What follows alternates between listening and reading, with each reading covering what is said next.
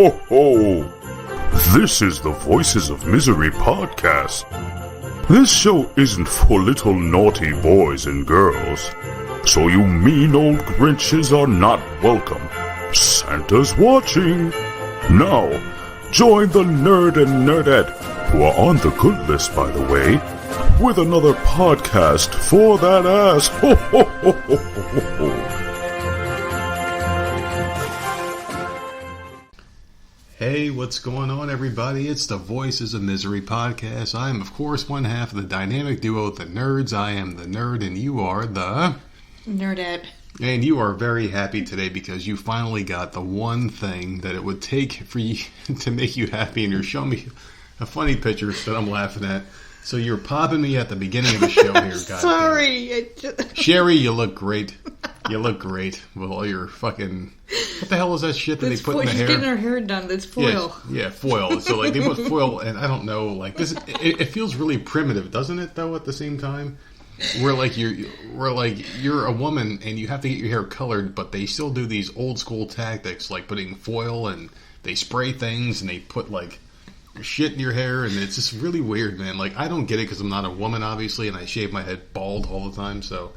See, what is it like? Why? It's a pain in the ass. Why, though? I don't know. I like changing it up. I like getting my highlights and stuff. It's just the last experience that I had was such a nightmare that I haven't gone back in 4 years. So. You know what would be really cool is if Sherry put us on speakerphone and all the people that were in there were listening to the Voices of Misery podcast, man. It's all about sharing. What'd she say here?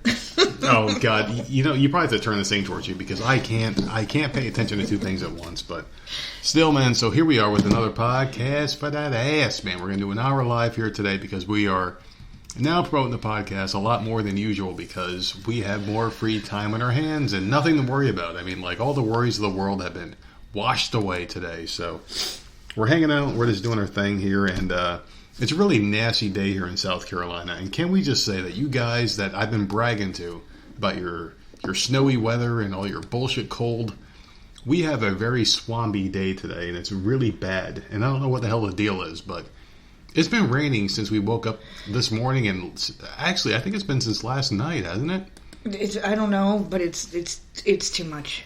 It's way too damn long. I'm sick of it. Yeah, it's been raining constantly. So I mean, in the wind, yeah. the porch keeps like flying open. The door is like slamming against the freaking thing. We have a giant SUV, and when I was driving with you in the car earlier today, like the car was like rocking pretty heavily back and forth, and it was kind of scary because like we're driving 45 miles per hour, which is the speed limit on our road to get to our house. You know, and I'm sitting there driving, I'm like, holy shit, like, it's kind of hard to control this thing here, man. Like, the wind was really blowing, and it felt like a hurricane almost, you know? And right. I haven't been really paying attention to the news or the Weather Channel lately, but it kind of felt like something was happening. You know, like maybe something that we weren't paying attention to because of the whole week that we've been having kind of situation thing going. But I don't know, man. Like, we kind of just left the house, and maybe we shouldn't have left the house. Maybe we're the morons that we argue about all the time. Yeah. Right, why the fuck are these people out there in this shit, you know? Like, maybe we're those people because we weren't paying attention. Maybe people aren't paying attention to other... You know, seriously, what in the fuck is happening out there? I don't know. It's loud, man. Like, people can't hear that right now on the live show, but we just heard, like, a lot of rain pelting our house, and it's, like, really alarming when it sounds like someone's throwing buckets of water at your window while you're sitting there watching it. It's just really loud right now, and... Oh my goodness, people feel so sorry for us, I'm sure, because like they got snow outside their house and they can't drive, they got a shovel. And I know, like, we really sound like a bunch of bitches right now because like it's just rain, you know, and rain soaks in the ground and 24 hours later it's gone. I understand. But I will say this, our yard is so much nicer than other people's yards because they're getting like flooded. Like, we've gotten so much rain that people are getting like water up to their freaking door. Mm-hmm. Our ground, I don't know why ours is so different. But our ground just soaks all the rain up. Yeah. So we're very lucky. But like 2 doors down, they got so much freaking water, it's flooded. I don't get it. So can't complain too much. It's just a pain in the ass because we did leave the house like 3 times today and it was pouring. And we've been having some weird issues. And I don't know what it is about credit cards and Christmas time, but for some reason, credit cards do not agree with Christmas time. And for some reason, these assholes I feel like they have to hire more people to hit that red button to stop your credit card, because the thing about credit card companies is if I was like Chase or like MasterCard or Visa or whoever the hell is providing credit cards these days. Yep. You have to understand that people are going to go to multiple places and swipe their credit card multiple times for small, large, really large or medium-sized items, you know? And we went to a couple different places today because like we couldn't find items that we wanted to find at certain places, so we had to jump around a little bit, right? And it's December. So you would think that they would kind of lean back on the security a little bit. But they tighten up this time of year. So we went to like the liquor store. A $20 purchase declined. I'm like, what the fuck? Yeah. And I had to call the bank, and they're like, wait a second, did you try to make a $20 purchase at the liquor store? And I clicked yes. Duh. Yeah, exactly. I'm like, yes, and it worked after that. And then we went to the grocery store. Yeah, we went to the grocery store after that, and everything worked fine. Mm-hmm. And then I went to the dollar store. Hey, are you trying to make a dollar store purchase right after you made a liquor store purchase and after you made a grocery store purchase? Yeah. Yes, you motherfucker. I have a fucking card. And it's like, God damn it, man. And like they keep declining shit. And like at this time of the year, you almost feel like you're at Las Vegas and you're rolling the dice.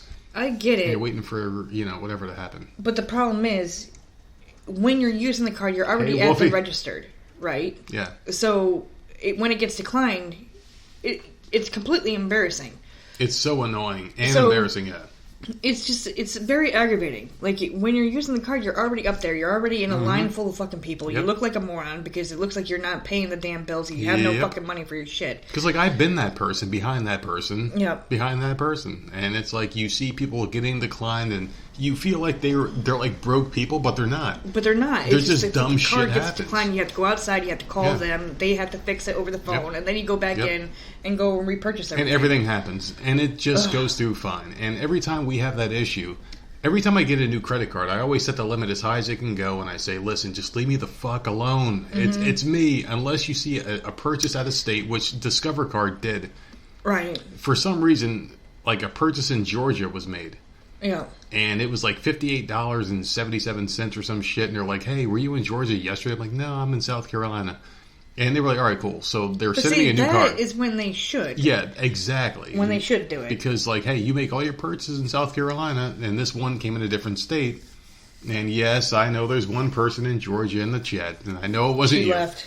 She's getting her hair did. Well, that's fine. But anyway, like they called me and I'm like, yeah, that wasn't me, and they're sending me another card. It should be here tomorrow, hopefully. But we got a weird email the other day too that someone in Vietnam was using our Netflix account. Yeah, so I had to go and change the password for that. A lot of weird shit going on lately. And I'm like, what in the hell? Because like when I saw the email at first, it said you have to reset your password immediately. And I asked you about that too this morning. Yeah, a weird login, and I thought immediately, oh my god, they caught on to my sister. Locking in. That's what I was thinking. That's exactly what I thought. Like, hey, she's in New York, we're in South Carolina, we can't share accounts. Okay, I get it. I thought they finally were catching on to that, but they didn't even mention that. They said Vietnam was logging in, and I'm like, oh, hell no. So I changed the password and whatever. But, like, I mean, so if it's out of state or out of country, obviously, like, but, like, if it's near our home address, like, don't be freaking declining the damn card. Obviously, it's us. So it's just super annoying because, like, you really don't have control over your own money after this point. Because my own bank card, where my paychecks get deposited towards, we had an issue yesterday where there was well over, a certain amount of money in there, and you made a very small purchase. Yeah, and it declined me because of $1. For like $1, it's like, dude, like look at, and like you yelled at me, and I'm like, look at how much money's in the bank, and you're like, oh shit, why did they decline it? And it was just like fucking dumb shit. And for some reason, banks this time of the year just get really dumb. And it's annoying because this is the time of year you're expected to spend a lot of money. Mm-hmm. But then again, there's a lot of hackers and people out there. And I guess that's what happened with the Discover card. People were hacking us and shit. And Netflix, people hacked us somehow, some way. I don't get it. Maybe because her sister uses Amazon or what the fuck is it? Like an Android system, maybe to watch Netflix. Maybe she got hacked. I don't know. I don't know. I don't blame her. I don't know what the fuck happened, but some stupid shit happened, and we had to reset all sorts of passwords now. I mean, you cannot even guess our email. Our email is so beyond weird that it's hooked up to. So I don't even know how they could even exactly. I don't. And someone from Vietnam, fucking Nam, tried to log in. And these son of a bitches, man. Like, keep listening to the podcast, people from Vietnam, but don't try to hack her shit because they will catch you somehow, somewhere. I don't know. It's just pretty fucking strange. We left the house a couple times yesterday, and then we left the house a couple times today. Yeah. All places that we went to, the Dollar General, CVS we hit, Lowe's Foods, the neighborhood Walmart, right?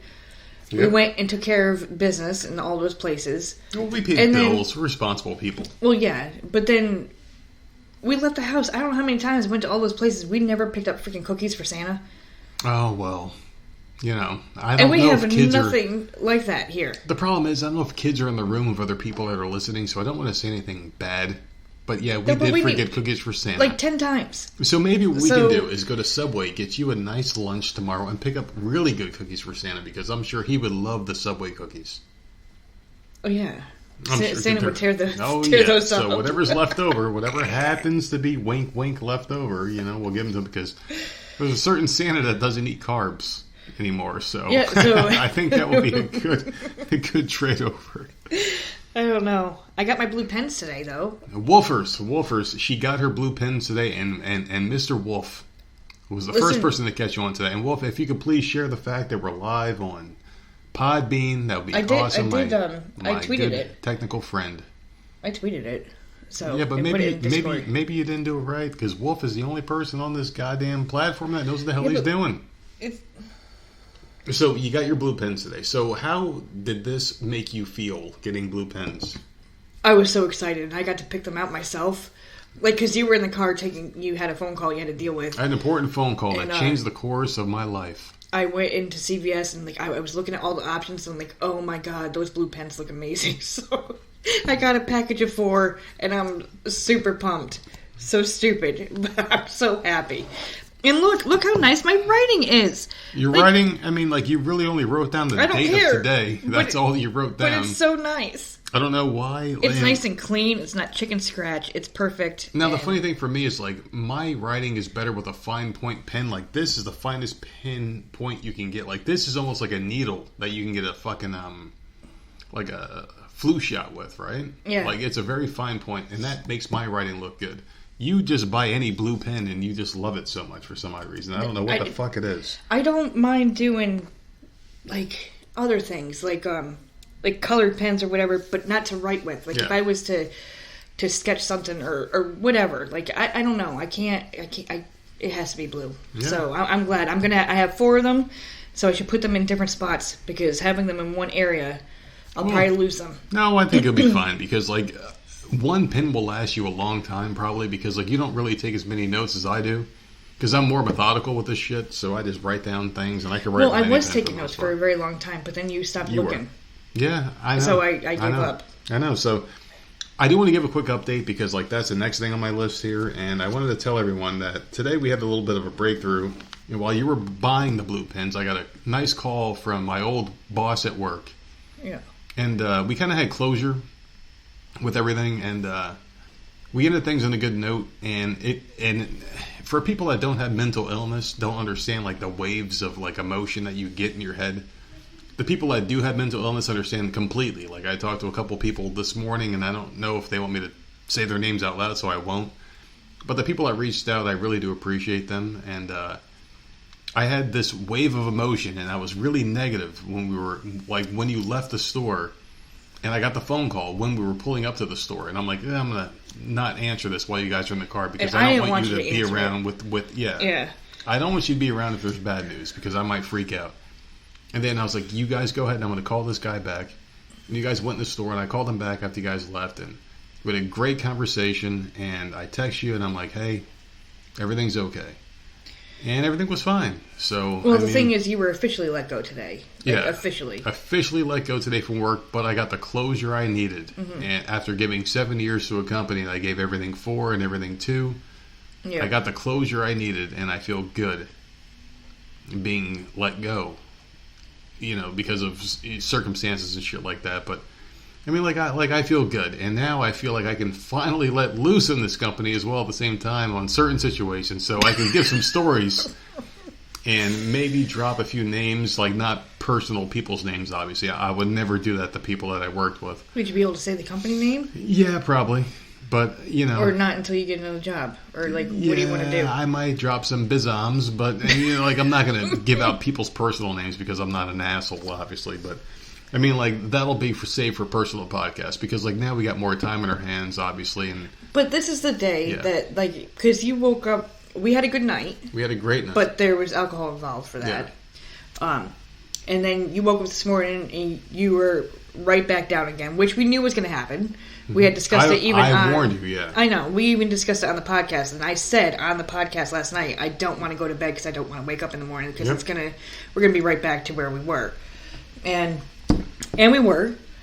But we had stuff we had to do. Like, we were thinking, like, future-wise, like, what needs to be done, what needs to be paid, and you know, just to get ahead of the game. And we left the house. But ever since that phone call, though, you've been completely different. And it's just much better in this house now. Well, I feel better. My stomach's not in knots anymore. Well, mine either. And after that phone call, like, everything just kind of relaxed inside of me. So I feel good. You know, everything feels better, and I feel great. But you want to know something? We made a couple changes today, too. And a couple things that I wanted to talk about was, like, changing your cable company. Yeah. Because we had DirecTV. And because I worked for a company that sold DirecTV, spoiler, we got it for like $10. $10 a month. And you know what? For $10 a month, I would pay for the with devil HBO. to fucking shave my fucking goatee or whatever. Mm-hmm. And it was really good service. Well, actually, shitty service for a very cheap price. And now it was $10. Yeah, but now that I don't work that company anymore, man, it's really nice to not have that shit. And I can't wait to fucking take that goddamn satellite dish off the side of the fucking house, man. Because that piece of shit is such a fucking eyesore. It is. It's such an eyesore. It makes you look redneck. It makes you look cheap. It makes you look like a piece of shit. Makes but we were like smart. A piece of garbage. We have it on the side of the house, like on a pole. We learned our lesson when we were up north and we had DirecTV because back then we were struggling with bills, so we were switching from this company is to way company back to company. when, That was like 10 years ago. Oh yeah. But it was up on the roof, and it looked so stupid up there. It looked so was damn just dumb. an eyesore. That satellite dish is horrible. And I tell you what, every time someone would call or come into the store and be like, hey, every time it rains, the satellite goes out. And I was like, no, it doesn't. Yeah, it really fucking does. It goes out every goddamn time, and it sucks just to look at the shit. Yeah. And I'm so glad to get rid of that fucking goddamn fucking satellite dish. And we went, and I called Spectrum today, and I'm like, hey, you know, you guys send me shit every freaking month for this $89.99 package. Yep. What do you got for me? I talked to a nice guy, and he was like, hey, man, like, you're paying $70 a month for internet. We can get you a TV with internet and phone for like $100. I'm like, I don't want your phone. Yeah. Because I really don't want a home phone. We have cell phones. Yeah. We don't. And he's like $89 a month, blah blah. And I'm like, all right. So what about the boxes? And I'm like, so when can your technician come out? And the guy's like, we don't have techs anymore. We're gonna mail you something. You just plug it into your HDMI cable. This is the thing. It's been a long time. This is Spectrum, right? Yeah. But you used to work for Time Warner, which became Spectrum. Mm-hmm. So they downsized then when you lost your job back then. Yep. And they outsourced to who? Spectrum. The Philippines? My job went to the Philippines. Okay. And now, years later, we're going to Spectrum. And, so obviously they outsourced again. They don't even have technicians anymore. No, they don't. So now they just send shit and you have to do it yourself. No, you stop being obsessed with what the hell. I was looking at what Wolf said. He said no nerd hotline. And yes, there will be a nerd hotline eventually, maybe, hopefully. No, there won't. No, there won't. Yeah, go ahead. So, I said it. You weren't listening. I just said it was outsourced again. So they don't my job was that. outsourced, so they didn't have that anymore. So they got rid of technicians, which I feel bad for all the guys that were out there like hammering nails in the fucking poles in the wall and shit, or and things like that. That's a job you got to get out of. That company is just like handing the jobs over to. That job is just giving it to robots and bullshit, but. I'll tell you what, man, like, the guy gave me a really good deal for cable TV, and I'm like, all right, cool. And it turns out that they're giving us Apple TVs for every room now. and we have to finance them for 24 months, which is really cheap. And he's like, all right, so it's like $7 a month for each room for 24 months, and if you guys quit early, there's no contract, but blah, blah, blah. And then he called me back an hour later and was like, all right, it's going to be a lot less. So we're going to pay like $120 a month, and now we're paying like $99 or $100 a month or some shit like that because he found some other discount and a local discount, whatever. So we got a really good deal for cable TV and internet, which is really cool, and I'm happy to be back with Spectrum because I really liked them when we were up north. I never gave a shit about DirecTV. The problem with them was, like, when I was up north, when we were living together, we were promised something a long time ago that I really hold grudges. And these assholes promised us a 19-inch TV. And 19-inch TVs were nothing nowadays, but back then they were huge. It was 10 years ago. And it was like an LED TV, and it's like, oh man, you're going to get one of the first class. And this is going back like fucking 16 years ago. If that, like maybe like 15, 14 years ago. I don't remember the exact time frame, but it was a big deal. And we were promised this TV, or like $200 or some shit. And we kept calling like, hey, we did what you guys wanted us to do. Why haven't we gotten a TV? Excuses, multiple calls. We never got it. And eventually, I think we might have gotten like a $200 credit, but never the TV. And it was like, all right, fuck these guys. They can't come through with their promises, so we're done with them. Yeah. And then I got a job at a company where they offered DirecTV, and we got it for cheap, so we went with it.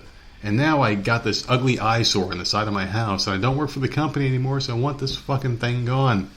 And it will be gone. And we're going back to Spectrum cable, and it's going to be pretty cool because I really like the idea that we're getting Apple TVs, because Apple TVs have a lot more functionality, and our kids are happier with them because like they like to play games. They got Apple Arcade now, and they've got other shit that they do. I don't know if it's going to be like that. I think we need. I don't know.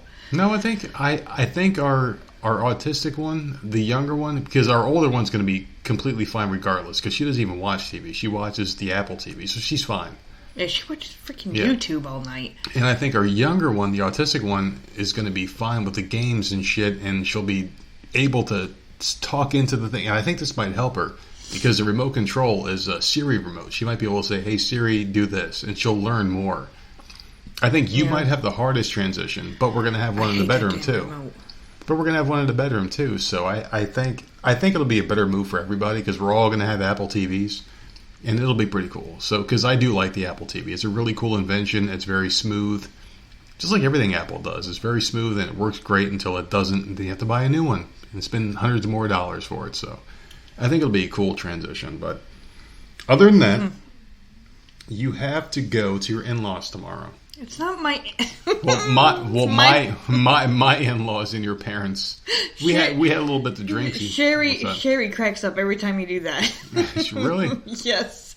So you have to go to your in-laws tomorrow. No, my your parents. In-laws. Yeah, your parents. Well, your dad and your mother.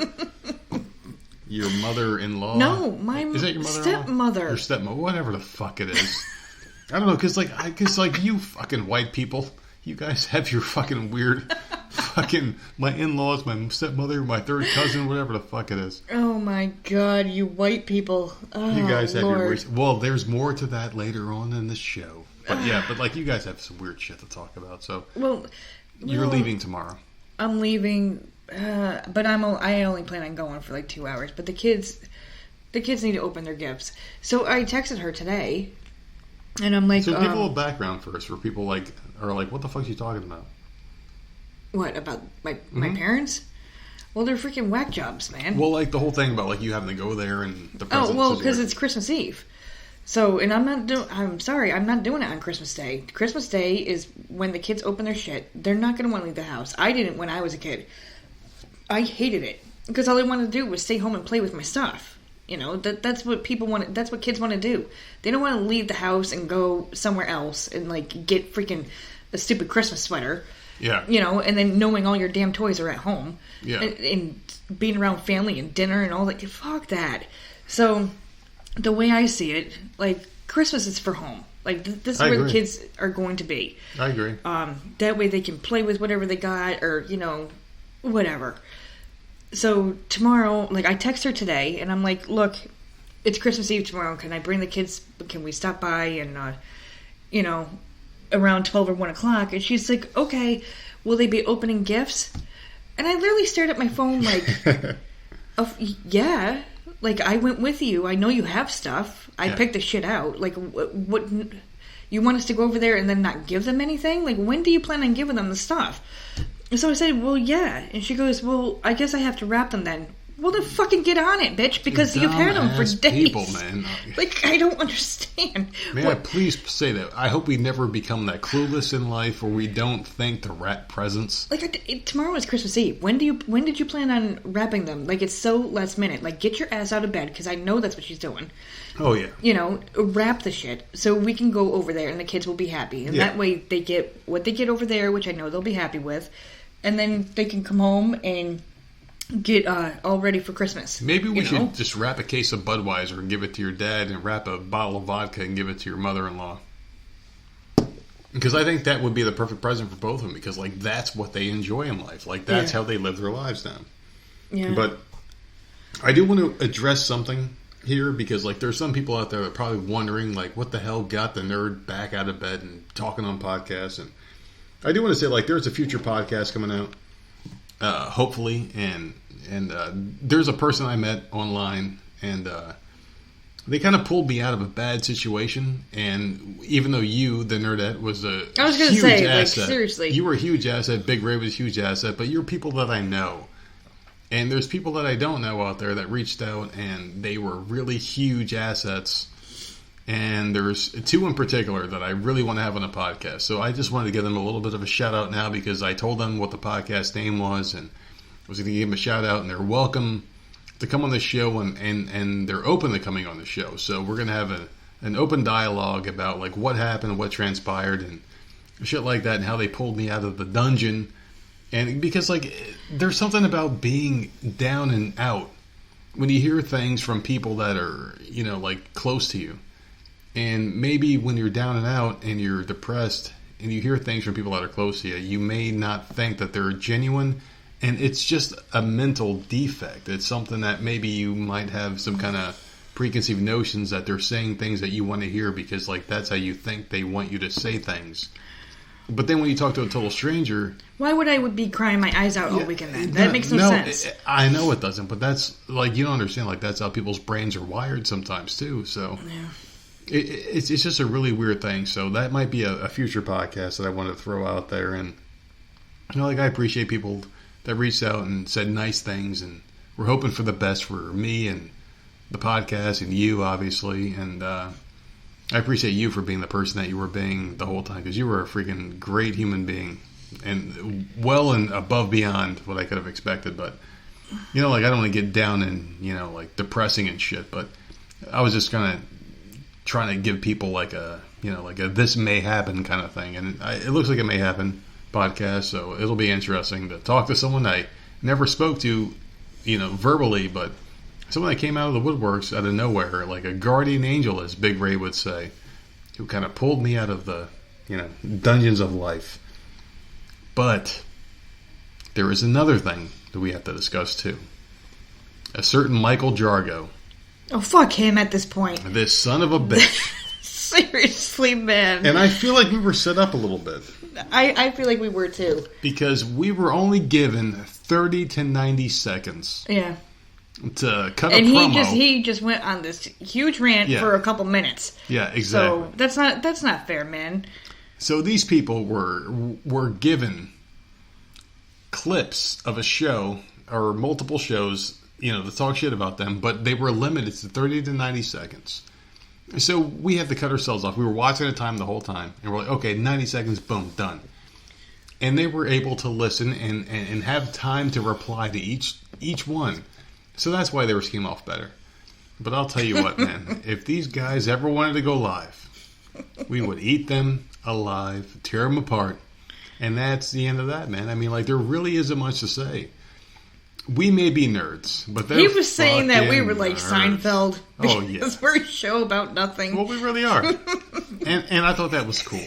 I thought that was really funny. We are a show about nothing, and the thing about us is like we can talk about anything and have something to talk about. I know, and they're stuck talking about wrestling. Wrestling is a dying breed. So what happens when the wrestling ratings go down? They got nothing to say. Their ratings go down. Like you can't shine shoes that are made of shit and make them smell good. You know, like if someone steps in dog shit and you shine them, they're still going to smell like dog shit. You know, and that's the problem with wrestling. You can't make wrestling a good thing when no one gives a shit about it. And the thing is like if your platform is telling you that wrestling sucks and you're continually talking about wrestling, what does that say about your platform? Wrestling sucks and so do you. So you have to kind of branch out a little bit.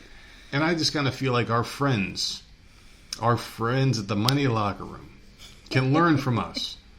And maybe talk about nothing, because nothing equals something in someone's eyes. But wrestling is shit in a lot of your fans' eyes, my friend. So that's why, you know, we are the preeminent show on our network and everyone else's network and everyone's mind or everyone's hearts, whatever. But did you get a chance to see Saturday Night Live? No. You didn't get to see it? I didn't watch it. I don't like skit shows.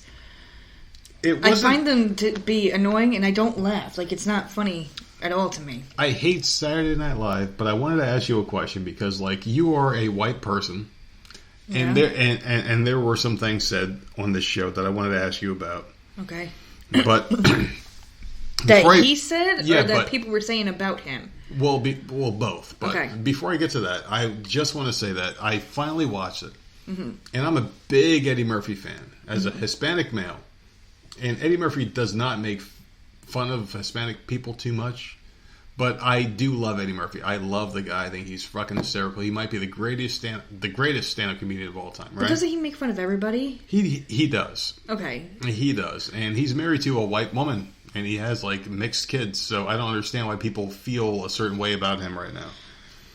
But he did a great job. He came on the show. He had a great monologue. He had Tracy Morgan. He had Chris Rock. A couple other comedians, Dave Chappelle, and someone else out there. I don't know who the fuck the other guy was. It was really funny, right? Great show, and I watched a few of his clips. I think I might have watched the whole show condensed into small clips. And he had the Gumby character came out. He had the Mr. Rogers character came out, and it was so funny, man. Like, he did a great job. Really hysterical. But my problem is like, people today were saying that he said Coon Man to someone. He called him Coon Man. So he's a black male. Yeah. And he called the black male Coon Man. And the black male laughed about it on air. But the problem was like, they said, well, Eddie Murphy can say that on air, but other people can't say other things on air. Oh, like the N-word? Yeah. Like what? So, like that. And it turned into like, you know, Eddie Murphy said at the beginning of his Mr. Rogers thing, he's like, back when you guys last saw me, all my neighbors were black, but now they're all white. And then the people were laughing, and it's like, so you're making fun of white people, and why can't white people say the same thing? Like, well, I used to live in a safe neighborhood, but now they're all black, you know? And like, you can't say that and have the same effect, you know? So there is that double standard now, where people are like getting really touchy, where, you know, he can say that, and just imagine if Jerry Seinfeld, right? Yeah. So I just moved back into this neighborhood of mine, and all my neighbors used to be white, now they're all black. Now I gotta, you know, just lock my doors at night. And I don't know. Like, Eddie Murphy played the stereotypical black person. Right. In, you know, modern society, I guess. I don't know how to explain it because I can't explain it. But he basically played like a squatter. You know what a squatter is? Mm-hmm. Where, like, they move into a house and, like, oh, it's not, I never paid for it, but yeah. And he stole someone's TV and all their Amazon packages and shit, and the person knocked on the door and said, hey, we ordered a 77-inch Samsung TV, blah, blah, blah. He's like, are you answering me because I'm black, or are you asking me this because I'm black? And then they're like, oh, no, sorry, and they left, and then after he shut the door, he turned on the TV, which was theirs, with all the Amazon packages. So, like, he was kind of, like, taking a jab at himself and everyone else, and... Right, so then how is that offensive to white people? I don't understand what you're trying to ask me. Well, the thing was like, he did say in the beginning, like, well, all my neighbors are white now, and I don't know. It's just like a really weird standard that we're living in. Like, to me, for me, no matter who the comedian is, you say what you got to say. Mm-hmm. It's either funny or it's not.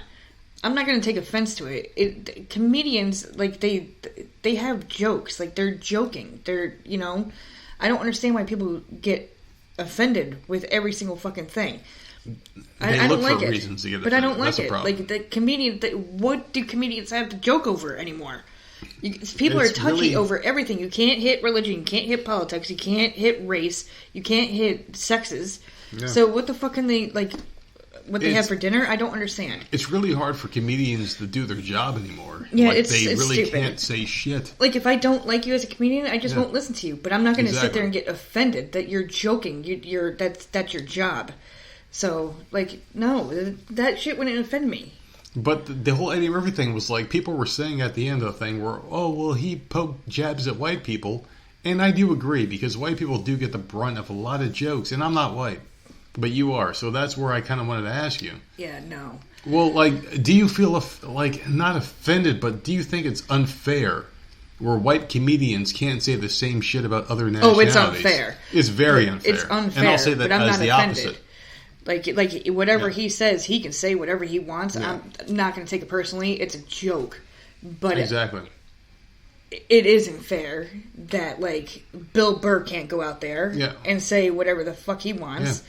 It's not fair. White people get attacked a lot in comedy, and they can't say shit back because if they do, it's racist. And there's this weird fucking conundrum now where we can't just make fun of each other.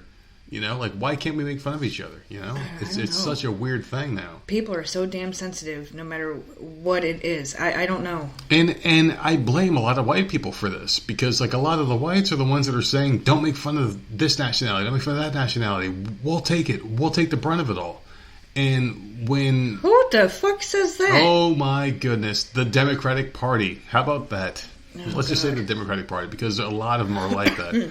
Where, like, they feel this guilt, and they take the brunt of the guilt for people that have a lot less than them. And the people that are out there that are taking the blame, like that Beto O'Rourke guy who's like, oh, I'm Hispanic because I live in Texas, and I speak Spanish because my dad sent me to a Spanish school, but I'm really white. And he calls himself Beto. Yeah, exactly. This is exactly what happened. His name isn't Beto O'Rourke. He was called Beto by his Spanish friends, so he goes by Beto. And this dumb fuck was out there trying to claim Hispanic heritage, even though he's not Hispanic at all. And there's other people out there too, like that just claim that there's something like Elizabeth Warren. What about the one, the girl? Elizabeth Warren, who's like, oh, I'm Native American. She's young, like in her 20s. That was claiming that she was black, but she wasn't. Who the hell was that? She's not a politician, but she was. Well, I'm saying you're Rachel saying Dolezal. You're saying people that are claiming to be something that they're not. Rachel Dolezal, yeah. I just don't get it. Well, the problem with them too is Rachel Dolezal just didn't identify a certain way. She's probably the most innocent of them all because she did try to ingratiate herself into that lifestyle. Just people are fucking weird. They're identifying as fucking unicorns and shit. I just don't Rachel understand. Dolezal, the thing about her that I appreciate is she wasn't running for office. She just ran for positions of power that she shouldn't have had. But she wasn't like a politician, so to say. But Beto O'Rourke, or whatever the fuck his name really is, Charles O'Rourke, whatever the fuck he is. Stupid name. Dumb fuck. But he really tried to ride that train because, people in office or people trying to get in office, they have to pick that nationality. Okay, so I'm going to go after the black vote. I'm going to go after the white vote. I'm going to go after the Hispanic vote. And then they have to talk about, I'm going to make rice and beans cheap for everybody, Hispanics. And then fucking Hillary Clinton said, I fucking keep some fucking hot sauce in my fucking bag all the time because I love the blacks. God. It's like, get the fuck out of here, man. Who doesn't like fucking hot sauce? Everyone likes hot sauce. Whites, blacks, Spanish, everyone fucking Asians like fucking hot sauce, you dumb cunt. Oh, God. It's just like, they're so out of touch. They're so fucking out of touch, man. So just imagine if, Cory Booker, a black guy out of fucking, what the fuck's he, New Jersey. What the fuck is that town again? I can't remember. It's been so long since I've been back.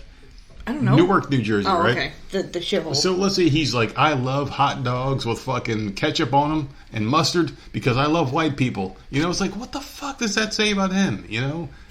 Is he racially integrating himself into shit he has no idea to get in there with, you know?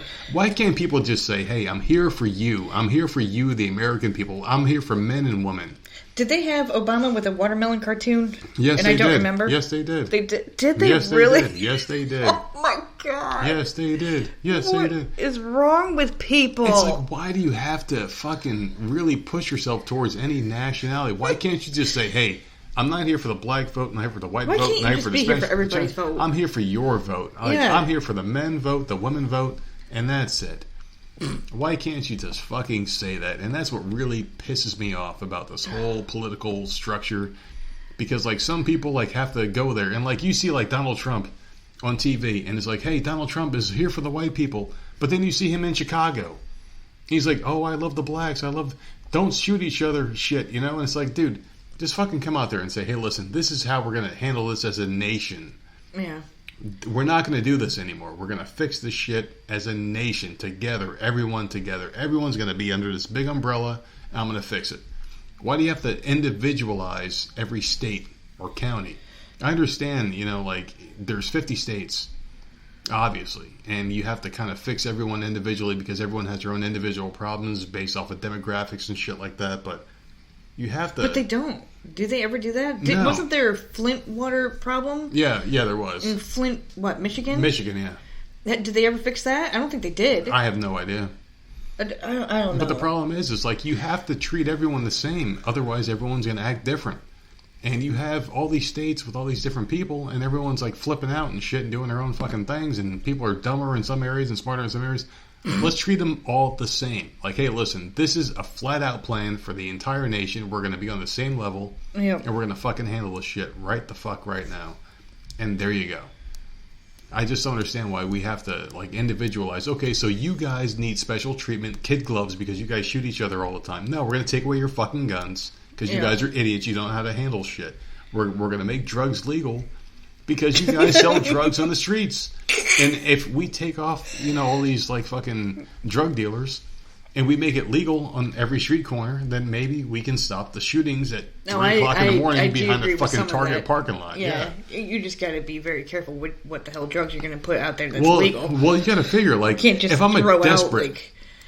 Yeah, like, if I'm a desperate fucking pothead, right, and I want to smoke pot at 3 o'clock in the morning, and I'm like, oh my god, I got to find somebody. You're going to the shadiest part of town. Exactly, shadiest part of town. I might get robbed, beat up, killed, whatever, and I might get something, or I might buy something, you know, fine, legally, and come home with fentanyl in my system, and I might die in my sleep. Yeah. So why don't they just make it fucking legal? These people are fucking retarded, and that's my biggest problem with it all. And they're saying mushrooms and weed. Well, mushrooms and microdosing supposedly cause wonders with people. Microdosing, and that I think that's where I would benefit. And I've never done mushrooms in my entire life. I've never done any mind-altering drugs. But I hear microdosing is something that will really solve a lot of problems. And some people with my kind of thing, where the brain just never shuts off. Yeah. If you microdose, supposedly it really like helps you out. And microdosing is like a really small amount. It just gets you through the day, and it kind of helps you out. So, I mean, like, maybe that's something that would benefit me. And I don't know if anyone out there more intelligent can elaborate more on it. Well, they're saying... What's that? It's good for depression, anxiety, God, Jesus Christ, that would help me out. Yeah. Because even this past week, with all the shit that was going on, your CBD gummies wasn't even helping. No, not at all. It wasn't helping at all. No, not at all. So, I don't know. It would be nice to have something in this house that, God forbid, something fucking horrible happens again. Like at least you have something to take.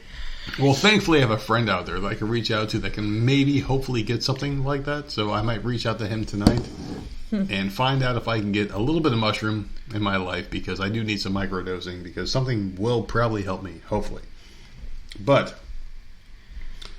why is it so demeaning for people to go on from real jobs, as far as like real jobs that we see on TV, as far as like, you know, celebrities, they're doing like real jobs? Because do you remember that guy from the Cosby Show? Which one? The poor guy that was working in a fast food place? Yeah, like, why is it such a bad thing to go from that to, like, working at a fast food restaurant or he was working at a supermarket? Freaking shamed the hell out of him. I can't remember what his name was, but I know who you're talking about. Jeffrey something or other, or he played one of Bill Cosby's daughter's husbands. Yeah, Theo, right? No. That was Theo was the son, but whatever his name was. Jeffrey? I don't know, but I know who you are. Yeah, I know who you're talking about. So why is it okay for us to shame people for finding something beneath, quote unquote, beneath them? You know, like, just because you had some modicum of success that you can't lower, quote unquote, lower yourself to a real person job.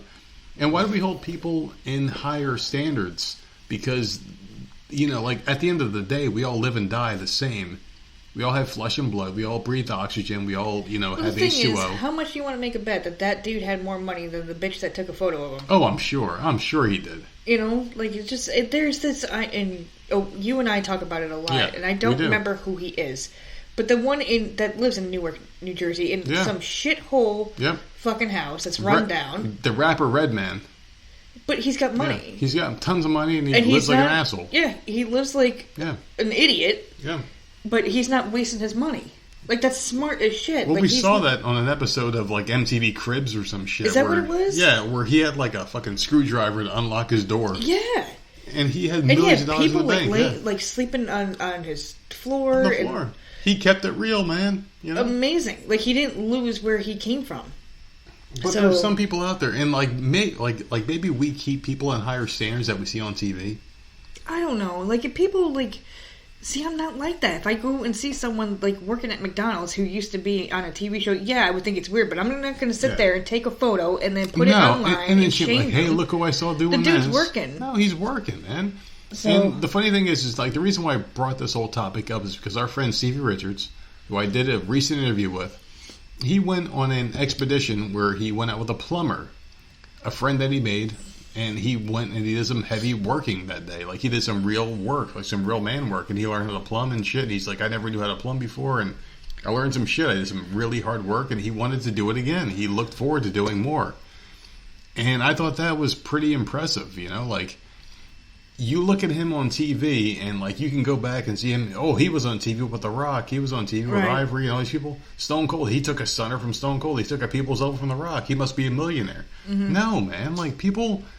Like, you don't know what their fucking situations are. Like, leave them the fuck alone. Like, people have real lives. They're real people. I don't like the fact that people are all up in everyone's business. Exactly. It pisses me the fuck off. It really does, man. I hate we said shit. A few episodes ago where I was pissed off that Justin Timberlake had to go and publicly apologize to Jessica Biel. Like, why the fuck? What? Dude, I don't care. Apologize to her privately. You don't need to be... Like, I don't need to be seeing it. And it was all over the damn news. Like, it's no one's business. Mm-hmm. That is their shit. Like, let them work it out. It doesn't have to be online. I just don't understand why people have to just know every single thing that's going on with everybody. It's just the most annoying fucking thing ever. And the fact is like, so our friend had to do, like, a plumbing job, and it wasn't like he had to do it, because, like, he doesn't have to do it, obviously, because he's got the means to not have to, but he wanted to learn something. And that's good. And the thing about the guy from the Cosby Show, like, he wanted to just provide for his family. Right. What's wrong with that? If jobs aren't throwing themselves at you, sometimes you have to do what you have to fucking do. That's what being a man is, you know? Like, you have to be a human being, and, you know, like, he had a job at the Cosby Show, and he didn't have it anymore, and, you know, like, the money runs out after a while. And he couldn't get work anywhere, but at least he was still fucking working. Not everyone you see on TV is a fucking millionaire, you fucking assholes. You know, just leave them the fuck alone and don't shame them, because, like, you're sitting there doing something a lot less than what they're doing now. You know, just give up and stop being a fucking cunt. And that's basically where I wanted to end that whole topic, because, like, I just get really infuriated by it, because, like, if I see there's certain actresses and actors and actresses and people that I personally interviewed that don't do the job that they used to do, and then when you talk to them, they're doing something mundane, and it's like, you know what? You know, like, you're doing something, you know? And I want to talk to you about your life. Some people just want to only talk about the things that they did that made them famous, and they think that just because they were once famous, they've got, you know, millions of dollars in the bank, and just because you saw someone on TV doesn't mean they had that much money. You don't know what their situation is. You don't understand the business that they were in. So, shut the fuck up. Well, when we interviewed Karen Parsons, I think she was a little nervous. I think she thought that we were just going to talk about Fresh Prince, and we didn't. Yeah. I think we talked about that for 5 minutes. And I think she was really caught off guard. She was like, oh my God. And she was so happy at the end. Like, and she wanted to keep going. We literally talked about all the shit she's done. But, like, she's only known, for some odd reason, just the Fresh Prince. She will be back on the show, too, by the way. But, I don't know. She will definitely be back on the show because I love Karen Parsons, and she will definitely be back on. You can't just talk to people about one thing that they're known for. Like, that's not exactly. But since I've been off work for the past couple of days, like, I've been very focused, and now today, after getting some sort of good news, I guess, I am more focused on getting back on the grind. And when I'm focused, I really don't sleep much as is. Good news, bad news, whatever. So it's going to be a lot of grinding, and I think this podcast is going to grow a lot. And I think we're going to have a lot more good things and sponsors and shit like that to focus on, because, like, that's what I do, man. Like, I can't sleep. I knew it. I knew it was coming. As soon as you said grinding, I knew Wolf was going to be right in that freaking chat. Wolf wants me to tear it up tonight. Wolf, I'll tear it up for you, my friend. This is the second time he's bringing up clapping it out, because now that you're not working, I'm in trouble. Oh, I'm going to clap you the fuck out. And you took a shower today, so you're getting clapped out tonight. Oh, my God. Shut up. So what I'm saying is, like, I really do grind it out, man. Like, I really do grind. I do a lot of work, and we're going to have some big things. And not just for us, too. It's for our brothers at the Hami Media Group. And, like, we're going to have a big 2020, and we're going to have a really big year. And I was supposed to have Ben Hameen on, I think, last couple of days ago or whatever. I think it was like Saturday or some shit, but I was in such a fucking mental daze that it just didn't happen. But but now you're feeling a little bit better. I'm feeling and better. You'll have time, so whenever his schedule, it will happen. Yeah. I'm going to text him probably tomorrow and just figure out, like, when we can do it again, and apologize, because, like, dude, you can't help that. It's been a horrible week, man. Like, and like, I really do suffer. I really do suffer, but I come out of it sometimes, and sometimes I don't. You know what feels good? Throwing out work clothes. Because there was a whole fucking closet full of shit with that goddamn logo on it. I know. That I threw out. Did you throw out the jacket that I like? Oh, yeah, I mean, you can't wear it anymore, obviously, because of the logo. But I liked that jacket. That logo was great, but well, not the logo, but the jacket was great. But you know what, man? I threw that shit out, and it felt fucking amazing. And everything I threw out felt great, because, like, the scarf, the hat, all of it? Everything is gone. God, Everything is gone. I just don't give a fuck about that company. I never did. I know. I felt pride in the fact that I was helping a bigger cause, and I felt pride in the fact that I was getting credentials for helping the company grow. But, man, fuck them. Seriously, fuck them. There was too much stress involved, and now I'm stress-free. You were stressed out every day. Every day. You weren't sleeping. So much favoritism. We would do podcasts where you would be on vacation and then go back, and shit would be completely different at work. You literally had no idea what you're walking into from day to day. Constantly people talking behind each other's back. Yep. Like, constant shit going on. Oh, yeah. Switching things up, like, without even a warning.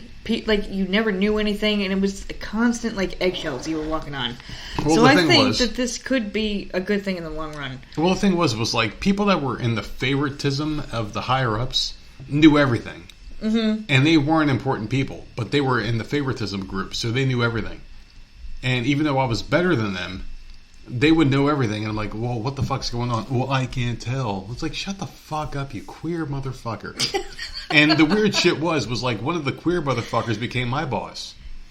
And God, and dude. The funny thing is like, one of the queer motherfuckers oh my God, stop had saying a crush. That. He had a crush on one of our employees, yeah. And like, and it hasn't come out. But the guy was, like, flirting with him all the time and shit. It's like, dude, this is obvious as fuck, dude. It's a weird fucking, like, I felt uncomfortable. Didn't he ask the kid to, like, sit on his lap? And he said some weird shit. And I'm like, dude, this is fucking That's weird. sexual harassment right there. He said something about, like, playing for the other team to each person that was working that day. And I'm like, dude, this is getting fucking awkward, man. Like, I'm thinking to myself, this is fucking weird shit. Yeah.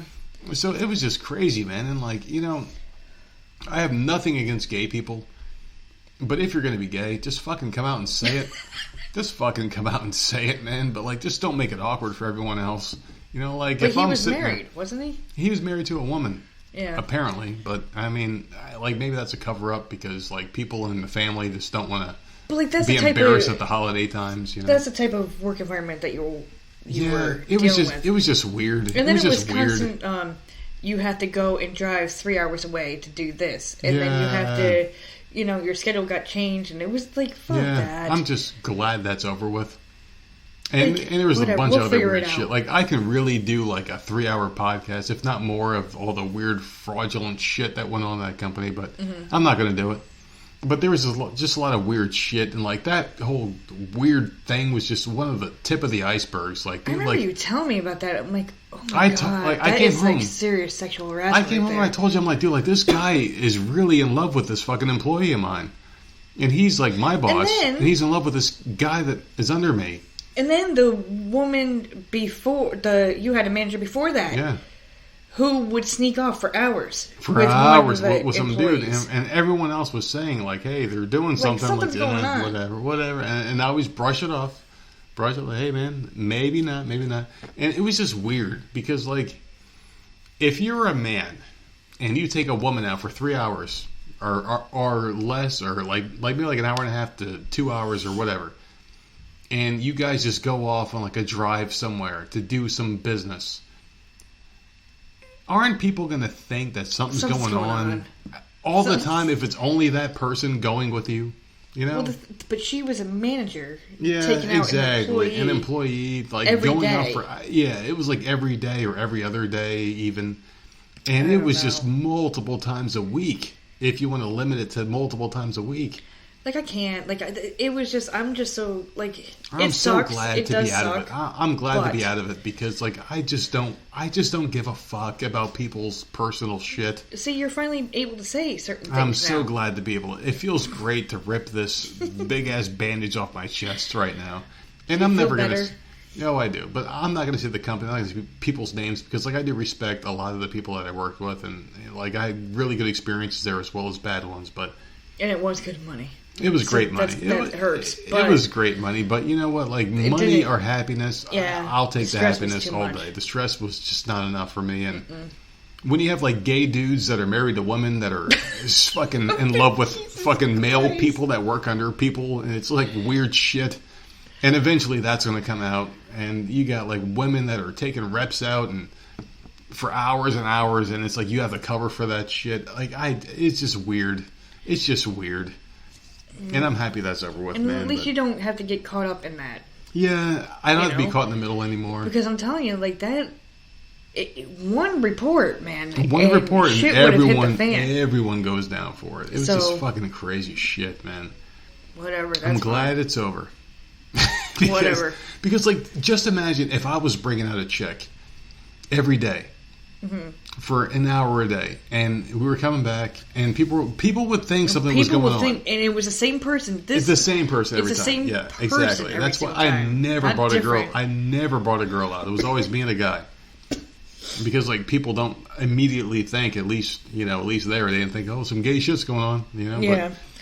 But back then, if a woman's taking out a male every day, or a male's taking out a woman every day, the same person, they're going to think that's natural intuition of human being thoughts. You know, like they're going to think something's going on. And something started to happen, right? Yeah, something weird was going on, and a certain person was saying shit, and it just became a thing, and it was like I had to say something like, hey, listen, people are saying this shit, so you got to stop doing this, you know, and... It stopped. But like it brought more stress home to you. To me, because then I would come home with it and like, hey, well, this is what I'm dealing with. Why are you starting these rumors? I'm not starting these fucking rumors. This shit's been going on since before I came here. You fucking asshole. Yeah. It was just never brought to your attention because I'm a bigger person than that. And yeah, fuck that company and fuck those people, dude. Seriously, I don't give a fuck about many of them. Listen, the only thing I'm upset about is Pepper. That? Pepper, oh my god. Pepper is gone. We will never see Pepper again. No updates on Pepper. I will. We need to figure out... I will get Pepper back. No, you ain't. Well, you ain't getting no damn pepper back. Well, if they want shit back, they're going to get pepper back. So there's going to be a trade-off. There's going to be like a Mexican standoff, like fucking The Walking Dead, or what the hell was it? Breaking Bad, where fucking Walter White was sitting there with a gun to his head. And I can get you 98% pure stuff. Yeah. If you give me this money for Jesse. No, you give me pepper back and you get back your shit, motherfuckers, because I want this to be 100% even. Poor Pepper. Has he been fed? I have he been no cleaned? idea. I have no idea, but it really hurts knowing what happens to Pepper. Because you literally just bought that damn fish. I just bought that fish, and god damn it, I love that fish, but we'll get more fish. It's okay. Because in the future, I do have an idea of... I think a fish tank would be amazing in this house, especially for Jenna. I think it would be really, really cool and fun to see. I think so. So, obviously it can't be betas because you can only have one. Yeah. But I would love to get a fish tank in this house, and we thought about it at one point a couple years ago, but then we kind of stopped talking about it, and then you bought Wolfie's like Pepper. I know, but Sherry's going to be upset too. People are going to be upset. Like, you don't think this fish is a big deal? No, people you don't think so? I love this fish. I took care of it. I was like one of two people that took care of it. I know, you kept sending me pictures every time you were cleaning the bowl and stuff. It was me and one other guy took care of this fish. So maybe I'll message the other guy and be like, hey, dude, steal Pepper, bring it to me, and we'll maybe exchange information and be done with it. So, keep Pepper alive, guys. Wolf keep is Pepper willing alive. to fight whoever kills Pepper. No, Wolf. There's nothing left for that person who kills Pepper, my friend. Hopefully Pepper's doing good. You do have one person that you can ask. One person I can ask. So we'll get in touch with him and ask how Pepper's doing, because I would like to know. Yeah. We need updates, and then we got to figure out a situation for this house for fish. But yeah, man, until then, we are very happy people. Like I lost my job, and everything is great. Like, we're very happy now, and we had a couple bad days. We had a couple bad days, but everything is good because, like, I'm not stressed anymore, and I don't have to go to a job where you have to deal with bullshit, politics, and corporate crap. And so let me ask you this. Yeah, go ahead. What were you upset this whole past 5 days or so because of the unknown, or what was it? Because once you literally got the phone call today that you were done. Yeah, you can't come back. It was pretty much the unknown. That's it. So and surprisingly to me, because it surprised me that you officially being done it made me happy. It made me happy when because I was holding out hope. Please, for the love of God, please don't let that happen. In my head, I have a million different scenarios going on at all times, right? Right. So in my head, I was thinking, if I go back, am I going to be unhappy going back because of this shit? Right. So I really didn't want to go back, but I didn't want to be told, hey, you're coming back, but you're going to have to deal with the shadow above you the whole time. Okay. So the fact that I was told, hey, this is it, you're done, blah, blah, blah, and I'm like, all right, cool. And I talked to my area manager, and he was cool. I was cool with him, and we always had a mutual respect thing with each other, and we told each other exactly how we felt. Oh yeah, you guys were friends. You gave him football tickets and stuff. You guys got along. Really cool. We were really cool with each other, and and he always left it, and he left the door open. Hey, text me if you need some advice or whatever. And I was like, oh, cool, same thing. We can talk. Okay, because I was curious about that. Cause all right. But the fact is we had closure with this whole thing. I've been with the company for 7 years, and I gave everything, and everything I did was for that company. Nothing was ever for personal gain. It was always for that company. And the fact that it's over now, I'm fine with it, because now it's over. And the bullshit, the politics, the corporate games, the mind fucks, and just dealing with people on a regular basis, and bills and explanations and devices and shit, and helping people with dumb shit. I'm done with it, and I'm happy. The line out the door before the store opens, you hated that too. And I'm happy with that. I am happy being done. And the fact that we have at least 5 months worth of just doing nothing. We could take a 5-month vacation and chill the fuck out without worrying about shit is cool. But we're not going to take that long, obviously, but we do have that much time. We did some work today. I don't want people to worry about us, because we do have time. We have plenty of time. We have at least half a year's worth of time to not do shit. except for podcast, and like nothing will change. So I don't want people to worry about us, but like the first couple of days we were set up. We're very set up. We caught up. Yeah. And Jesus Christ, thank God we did.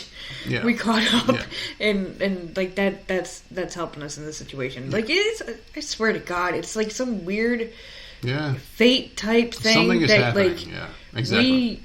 We did that, and like now, when you lost your job, like okay, well we're not shit out of luck. We're okay. Like if something we had weird happened, absolutely nothing to our name, like I would have been stressing out. Me too, but we're not stressed out, and we have at least half a year right now of not having to do shit, but just drink and podcast. Everything that we and got. We're good. Mm-hmm. So we're not worried. We're not stressed about anything else. Like I was more hurt and upset about losing a job that I had for 7 years and my reputation and shit like that I had. But whatever, man. Like I got the call today and everything is fine as far as like my reputation goes. So I'm good with it. And I can find a job tomorrow, but I'm going to take a couple of weeks because I kind of want to chill the fuck out. I think you deserve it. I do deserve it without stress and sleepless nights. I have to say, even on vacations, you were stressed out the whole time. The whole time, my phone was ringing.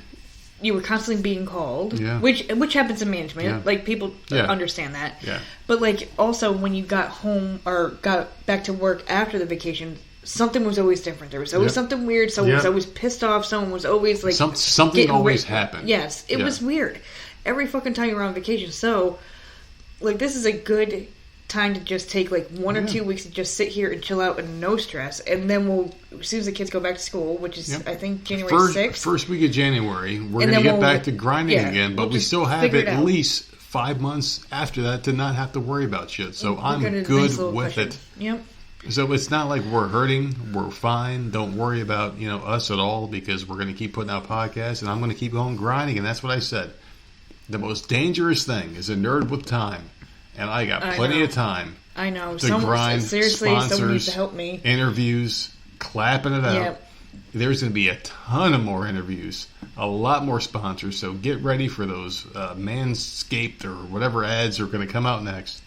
A lot more money to be made, and there's going to be a lot more shit happening for you guys out there. No more clapping. Seriously. Yeah, you're going to get clapped out so much. I just don't want it, man. I don't want it. You've gotten clapped out so much in the last 2 months. Like, I can't anymore. It's going to happen more now because I'm home more now, and we're going to figure this thing out together. My dear, my love.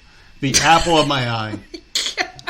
Dude, we are going to too much to drink. We are going to continue this podcast on the flip side because, like, we've gone a little bit over an hour. We don't want to go too much more than this because, like, we want to give a sample and give more people more time to find us on voicesofmisery.podbean.com. Listen, and Voice of Misery Luke was saying that he can't wait for the Voices of Misery Pornhub channel. Well, there will be one because, like, I've done enough porn interviews that I could probably open my own Pornhub channel, my friend. Please, for the love of fucking God, don't do that. Well, you know what? We'll see what happens. But until then, ladies and gentlemen, you can catch us on the flip side. You got the control of the mouse.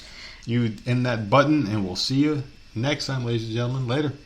Catch us on the rest. Done, right? 21 participants. Oh, sorry. Hey everyone, this is Stevie Richards. I'm here to tell you don't necessarily need all this equipment to get in the best shape of your life.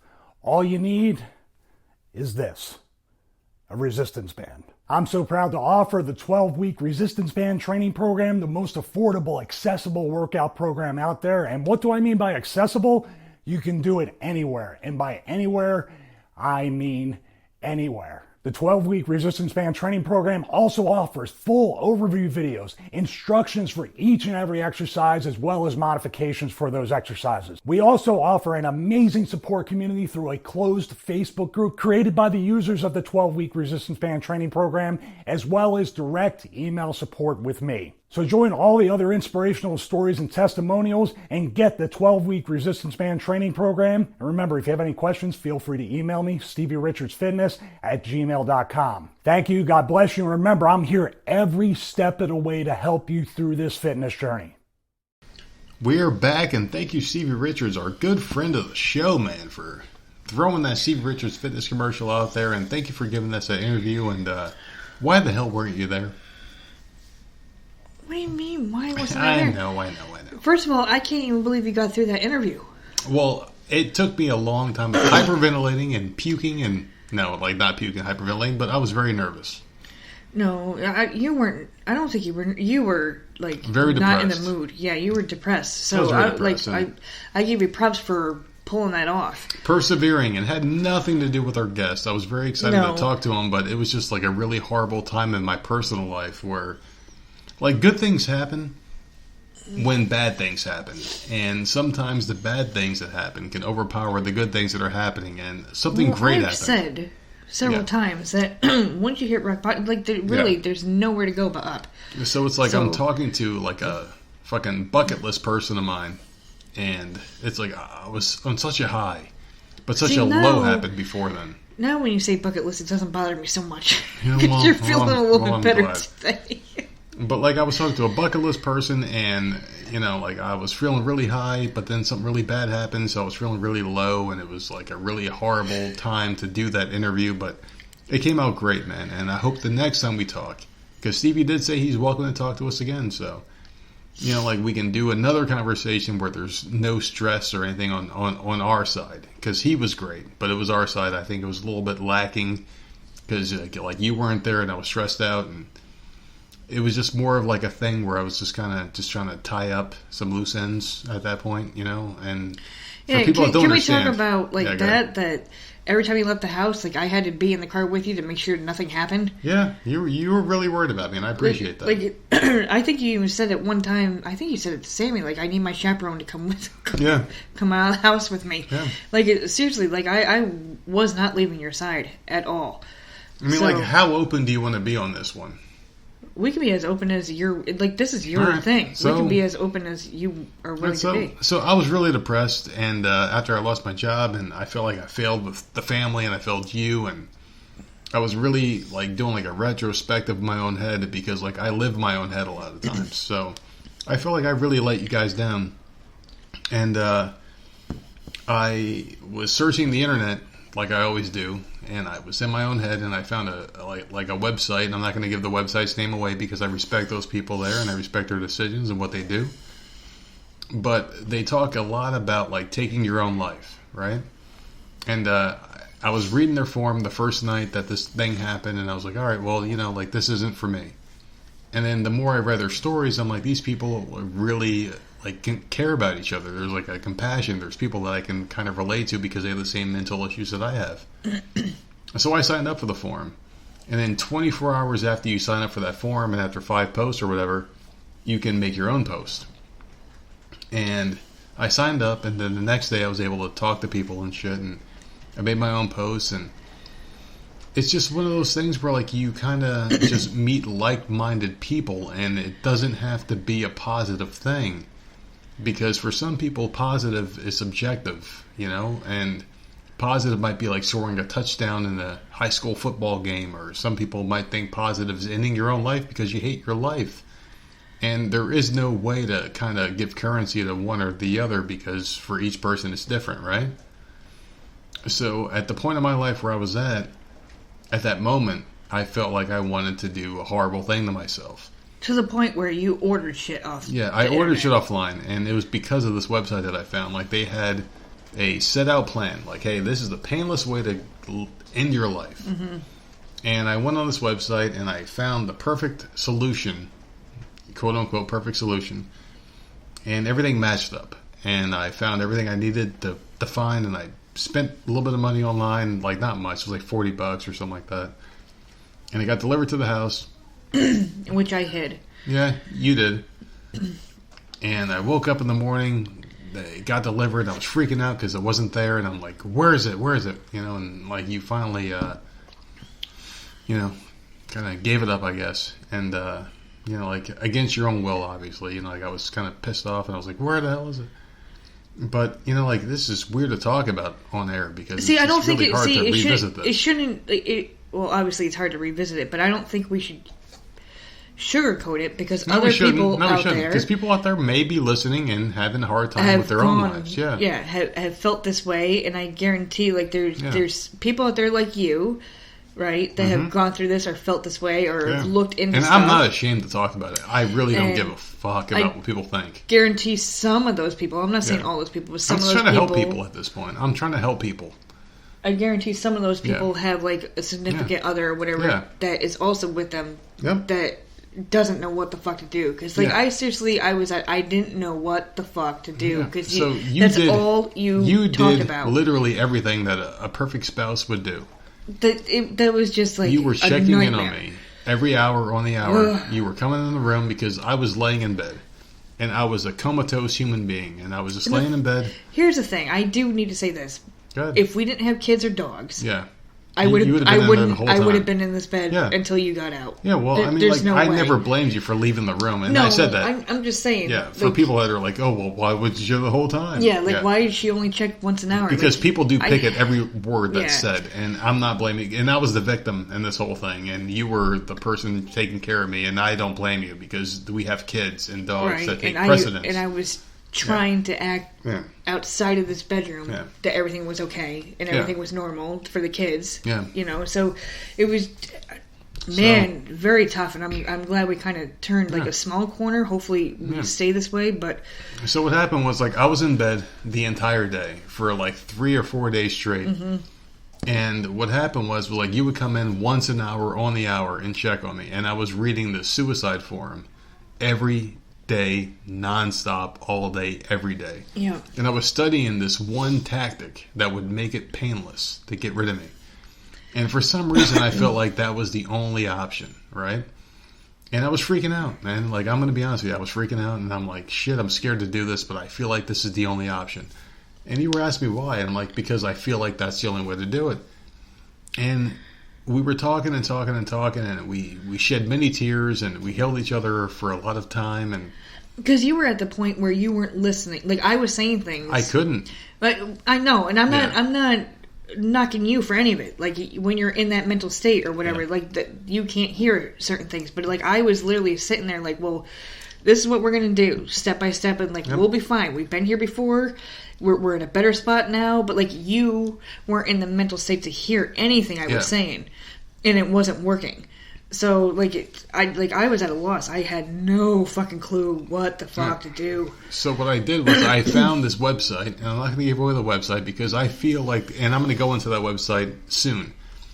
But, like, they gave me step-by-step instructions, and it wasn't a bad site, and I'm going to go more into that soon. But I ordered the things that they said that, like, to order to make your life, end pleasantly. And I ordered it, and I was like, you know what? I'm ready for this, and this is what I want. Because, like, in a certain bipolar state of mind, you want something, and that's all you want. And people can try to talk you out of it. And there's good people out there in this world that tried to talk me out of it. Like, you were one of them. And I told you multiple times, like, I wish I would have said this to you and this and that and everything. And we had conversations that we're going to keep private. Yeah. But other people, and I'm not ashamed to say it, like Big Ray reached out to me multiple times, and he's a great guy, and I love him to death. And I'm so glad he did, because I felt like I was alone trying to bring you out of it, and it wasn't working. So I'm glad that other people started reaching out, because I didn't know what to do. Even Matt Schaffer, who reached out this morning. Those are the two people I told you to reach out to, and you're like, no, I can't. And Matt Schaffer reached out to me this morning at like 3 o'clock, because he knows what time I'm up. Because, like, we've had conversations at this time in the morning because, like, we both can't sleep with the bipolar shit. And, and like, he reached out to me and we talked for a while. And, like, it did help to talk to someone. Mm-hmm. But there was a certain person out there on the suicide forum that I talked to. And this person reached out to me out of nowhere. And what they said was, hey, don't do this. And it's like, I've never talked to anyone on here before. I felt compelled to reach out to you because of your story. And when you're feeling a certain mental way, like, you have to put your story out there somewhere, right? And I threw it out there on this special forum. And the person reached out to me and they said, hey, I just want to just talk to you. And we talked all night long, like multiple message and message, told them my situation, and like they made me feel better. And so I feel like I owe my life to them, because like sometimes talking to a complete stranger who is completely, like not in the equation, like you obviously want me to live because we have kids together, right? No, why? See, and that aggravates me that say it like that. Well, the thing is, like, you're not letting me finish. Because, like, we talk we've been together for 15 years, right? Right. So obviously you want me to live because you want me here for you and for the kids, obviously, right? Because I love you. Of course. Well, but the thing is like Big Ray, a guy that I've never met in person, like we've talked a lot off camera and off air, and like he loves me like a brother and I love him like a brother, obviously, right? But we never met. But there's a third party who I've never met before who has no kind of like interaction or relationship at all with me, is trying to help me, and it's like that third party might mean more at that moment because they don't know you. And the way the bipolar brain works is like you don't want to hear what you need to hear. You want to hear what you want to hear at some points, and it's just a weird fucking thing to wrap your head around when you're bipolar.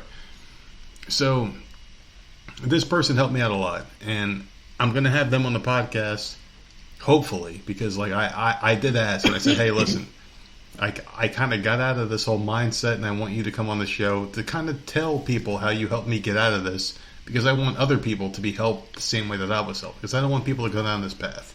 Which is why I think it's a good thing that you're opening up about it. Yeah. Because I guarantee you, yeah, a lot of people out there have felt this way at one point in their life or another, or might be struggling now. Yep.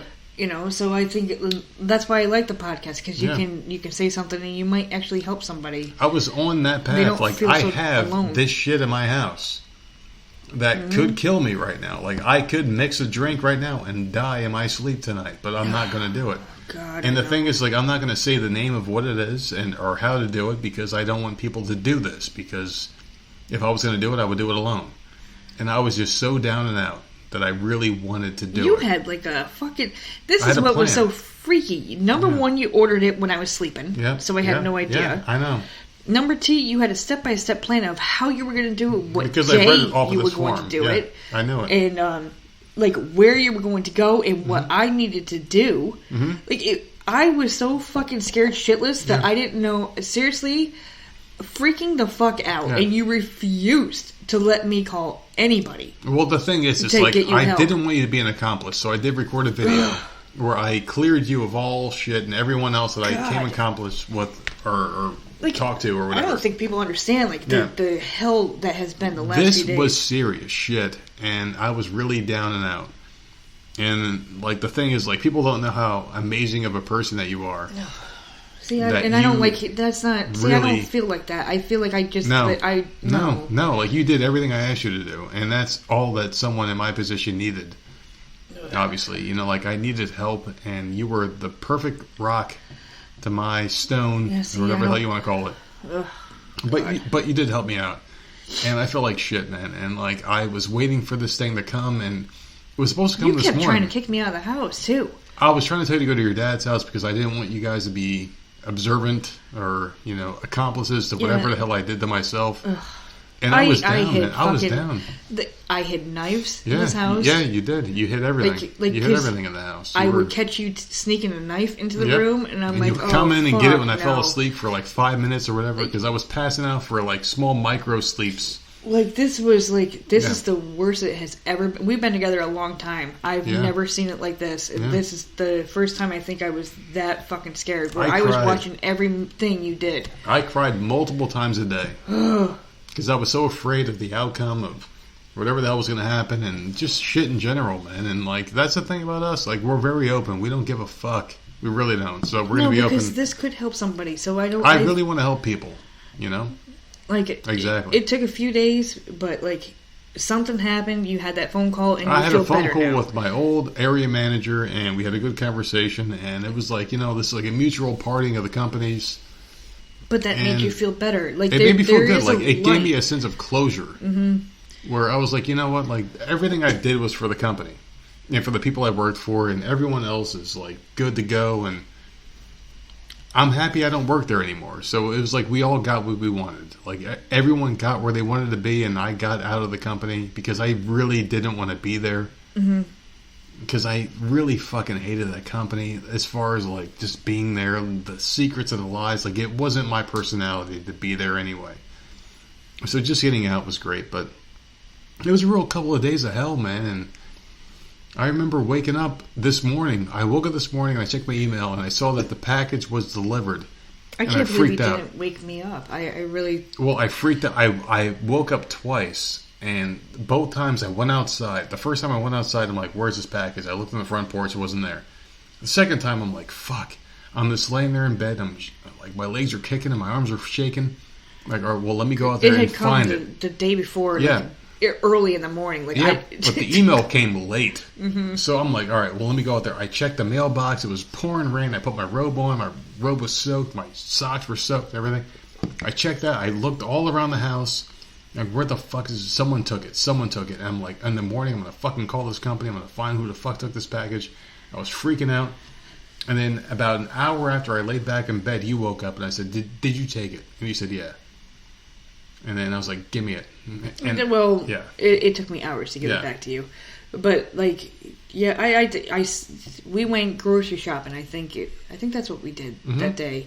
And you were having a meltdown in the car. You were having a meltdown driving home. I was freaking out. And so you told me and Jenna to get back in the house so you could have a moment to yourself in the car. Yeah, and I did. And while you were in the car and I was walking up with Jenna to the house, the package was there. And I'm like, motherfucker. I was really hoping it was going to get lost in the mail. Because you had told me that this shit was coming.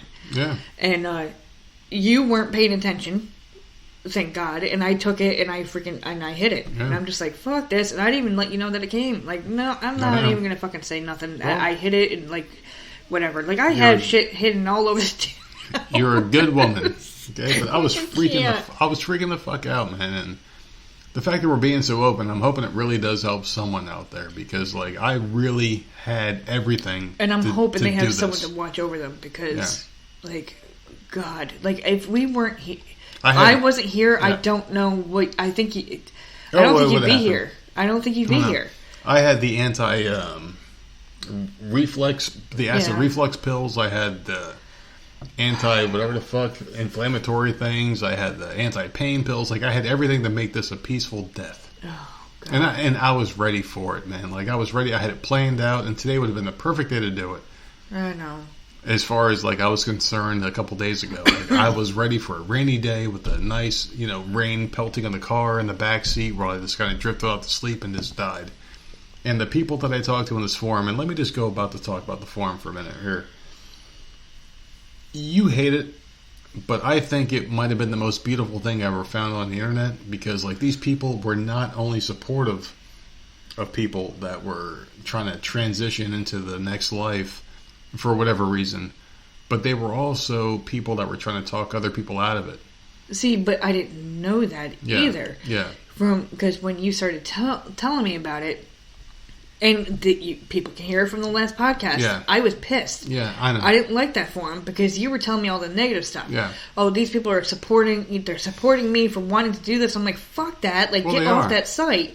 Yeah. Like, that's a nightmare. I'm trying to get you to not do that. I don't need these freaking idiots out there telling you how to do it. Yeah. Like, that pissed me off. Well, but they were supportive, but, like, thank God that one person freaking came out of nowhere. Like, it's a beautiful thing as well, because, like, someone reached out to me, and they sent me a private message, because I asked a lot of questions about the whole method of me going to sleep for good.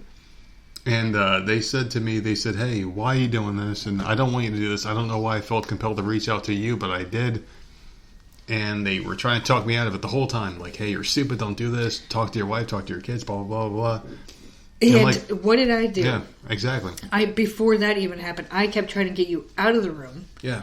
To be out there with me and the kids. And every time you went near the kids, like, you would start crying and you had to run back into the bedroom.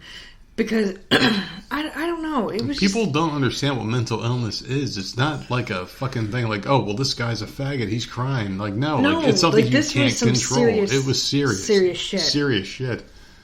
And the person that reached out to me on the internet, like, went through it. And I'm like, well, why are you here? Why are you on this forum? And they said, well, I can't tell you yet. And I still don't know why they were on there. But the fact that we met each other... They obviously had issues, too. And now they're helping people. Yeah, but the fact that we met each other and talked... That helped me tremendously, and I really hope to have that person on the podcast. Because I did say, hey, look, you helped me out tremendously, because I would have done this sooner if it wasn't for you. because for some reason, hearing something for someone that you never met before means a lot more because it's someone that you've never met before, someone impartial. And it does help. And for people out there that really feel like they're at the end of the rope, man, like, don't feel like you're there because, like, there's always someone that can help you. And I think we could be those people, hopefully, that can help someone. So if you guys ever want to reach out to someone that you may feel somewhat disconnected to, but connected to at the same time, it's Voices of Misery Podcast at gmail.com. You can always reach out to us. And at Voices of Misery on Twitter, you can always reach out. And we'll try to answer your questions as best as possible and try to help you out. Because I've been through the ringer, man, like multiple times now. And this has probably been the lowest I've ever been. And no, it's not probably. I've never seen this in the 15 years we've been together. I've never, ever seen this. So this is the lowest. I would like to think I'm out of it now, but maybe not. I don't know what's next, but like I feel like I'm out of it, so that's a good sign. But I mean, this whole thing sucked. It really did. It really sucked ass, and I hope this is the end of it. But I really do want to give a shout out to that forum because like it was beautiful. Like people would really post things like, "Hey, listen, like, oh well, you took this drink," and the people would describe how they're feeling as they're taking that drink. I know. And then they would disappear. And then their name would get crossed off the message board because like they're That's gone. That's not okay to me. Well, the thing is like you really feel like you're alone when you want to die. Oh, and Lord. If people are there supporting you, like saying, "Hey, listen, we're here for you. If you do or don't do it, we're still here for you." I that's get something that people but need. That's just like that's something that people need. Yeah. And I get it, and it's a beautiful thing because like people are giving themselves to you in their final moments, and you're giving your support to them. It's a beautiful thing. At least I think so. So the fact that happens and there's a forum or a discussion place where people can just give themselves all, like... You always seem to find these fucked up forums, man. I do, but, I mean, I don't know how you do it, but you fucking do. I think it's a beautiful thing, and I was saved from one of them, so there you go. Anyway, do you want to talk about something light? Because we've been talking about this for a while now. We were watching Home Alone before we came in this room. Listen, don't be knocking Home Alone. I'm afraid about what you're going to say because it's one of my top 3 favorite holiday movies. So I'm not going to knock Home Alone as far as a movie because I thought it was a great movie. Can I just say, I know we're going to talk about Home Alone, but I have not seen the Santa Claus and I have not seen Elf on. When the fuck are they on? I'm sure they're both on plenty of times. We just don't really surf the channels much. When? Because I'm getting pissed off. I haven't seen either one, and Christmas is in 2 days. I don't think we surf the channels much, but the thing is like, with Home Alone, like, where's the logic at with those movies? What do you mean, where's the logic at? I mean, it's hilarious. It's funny. Not the kids' traps, but with the adults involved with the kid. Because there was a couple scenes in the movie that really kind of made me think a couple times. Like, all right, so he went to the supermarket, right? Mm-hmm. And he was like, well, here's Tide, here's this and that. And, oh, here's Army toys for the kids. And the cashier's like, where's your parents at? And he's like, well, do you think my parents would ever let me come here without my, Well, yeah, but that made whatever. sense. But yeah. And then, like, she gave him a weird look.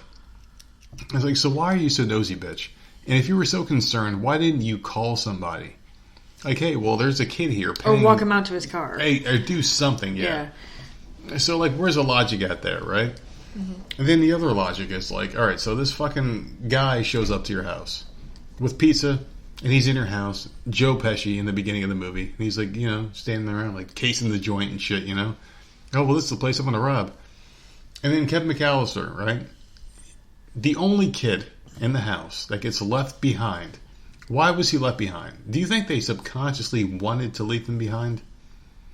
What? Because he was an asshole. Dude, he was an asshole. Kevin was an asshole. Kevin was an asshole. Do you think they did that on purpose? No, they didn't do it on purpose. Have you watched the movie? I have watched the movie, and I think he was an asshole. If they didn't do it on purpose, then why'd they do it twice? Because the second time, what happened? He followed the guy in the trench coat. Yeah.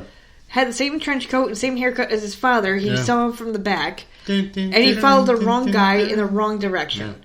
That they didn't leave him behind the second time. He got on the wrong plane. The airline attendant should have checked you know, he walked on the plane and he's just like, oh yeah, that's my dad over there, even though he didn't see the face. Yeah. She didn't walk him up to the father, didn't sit him down. So how about this? So, no, like, your logic is stupid. All right, so how about you pretend that you're the cashier at that supermarket, right? And some kid Samantha's age shows up. And it's like, hey, I'm just ringing out these groceries. And you're like, all right, well, here's the total. And then she pulls out cash from her pocket. And you're like, wait, where's your parents at, kid? Oh, they're back there. They're doing something else. You know, like, what, like, would you think to, like, watch the kid a little bit? Like, I think things are a little bit different now. This came out in the 90s. Yeah. At this point, like, if I was a cashier right now, I'd probably get the bagger to be like, help this kid out to the car. Like, immediately, that's what I would do. Yeah. Like, he's saying the parents are in the car, go make sure that he's getting in the car with someone. So it's a decade thing. I would think so, because I believe that was early 90s, right? 94? It was like 91, 90-ish. Yeah, so, I don't know. But my problem with that movie, and I said it to you earlier, this has always been my problem, is the neighbor. Yeah. The scary neighbor who really wasn't scary. But he knew everything was going on. Saw him buying a toothbrush at the corner store. Yeah. Saw him at the church both times by himself. Knew, he had to have known that the family was gone. Oh, he definitely knew. Because all the people that were in the house one day, and then they all piled into a van the next day. And he Kevin definitely knew. I mean, and nothing happened. And then he rescued him at the very end of the first movie. That so dumb it's fuck. just like, why do you call someone? He was added to be the quote-unquote bad guy. But the thing was like that movie didn't have a secret bad guy. We knew who the bad guys were. Right. We knew it was Joe Pesci and the other guy, whoever the fuck he was. I still don't know his name, but he is my favorite part of that whole movie. He was very funny. But you had those two bad guys, and then you had the old guy who you knew wasn't bad. So, like, they basically, like, were being secretive about who the bad guy was when they were clearly drawing out who the bad guys were. I just, that he was my only problem with it, because, like, as a neighbor... Huge problem. Yeah, you're right. Number one, older. Yeah. Older people, and no offense, don't take offense, but nosy. Older people seem to look out the windows. He was nosy because he knew what was going on. Yeah, he knew. He knew. And then, like I said, the store and the freaking goddamn church. Like, come on. And why else would he show up at the end with a shovel in his hand, sneaking in the house to beat these two guys up? Yes. Yeah. He knew what was going on. Exactly. So, like, hello, like, were you just... Maybe he was just watching over the house all 24/7, like, all night long until the parents came back. It just made no sense. No logic there. I don't know. And the thing was like, I mean, I know it was early 90s, but, like, why couldn't Kevin have called the cops? Like, hey, these guys are coming by my house. Come check me out. I probably because he was... afraid of what would happen to him because he was home alone. I mean, they're not no parents. I mean, like, they're not going to lock him behind bars. They're going to take care of him. He did call and say that his house was across the street. Yeah. And that's where the cops arrested the guys. But, like, that's probably why. He didn't want... He probably didn't understand what the cops would do to him. Like, would they take him away and because his parents were there? I don't know, I guess, maybe. See, my only problem was the old man. The old man was a huge problem in the movie. A huge plot twist. Because, like, the old man, like, was just looking at him evilly and shit. But it's like, maybe that was how Kevin interpreted the guy looking at him. Yeah, because that's how he interpreted the old guy. Like, he thought he was an evil person. What the hell was it? The bird chick in part two. The thing in the basement. What is that? Oh, yeah, the Freddy Krueger arm or whatever. The burner. Yeah, the burner. What is that? Yeah, the burner. The furnace. The furnace, thank you. Like, because, like, he interpreted stuff like that was scary. Because he was a kid, obviously, so... But yeah, like, I don't know. That he was my only problem with it. I love that movie, but, like, that old man should have, like, why don't you come over and stay with me until your parents get back? Exactly. So, hey, man, like, I know what happened. I saw what happened. Can you come stay at the house? Of course. But what about the fact that every trap that Kevin laid happened to be exactly where the prisoners landed? We did complain about that the other night when we were watching, because we've watched that a couple times. Yeah. And, like, he had, like, the cars and the broken ornaments and stuff right at the foot of the steps, yeah. Right underneath the window. And, like, how did he know that the tall, skinny one was going to not have shoes on? Yeah, no shoes, climb through the window and step on all that stuff. All those fucking ornaments. Because the thing is, it's like...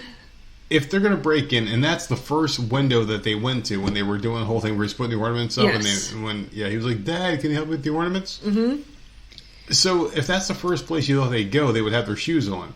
So why would he think that they would go a couple different places to get their shoes taken off by glue or whatever the hell it was, and the nails of the foots and all that shit, and then come back there? Like, how would he know? Unless he was a master planner. Like, who is he? Me? Does he have all sorts of thoughts going through his head constantly?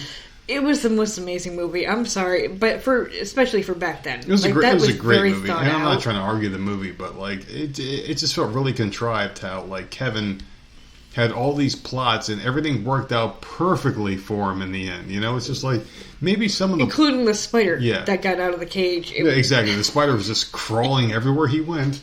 And that was really annoying. But for me, the whole thing went sour when it came to the whole things on the floor, because like that's where I picked the plot apart the other night we were watching it. Because the other guy, Daniel something, whatever his name was, the other guy, not the tall skinny guy? Yeah. Okay.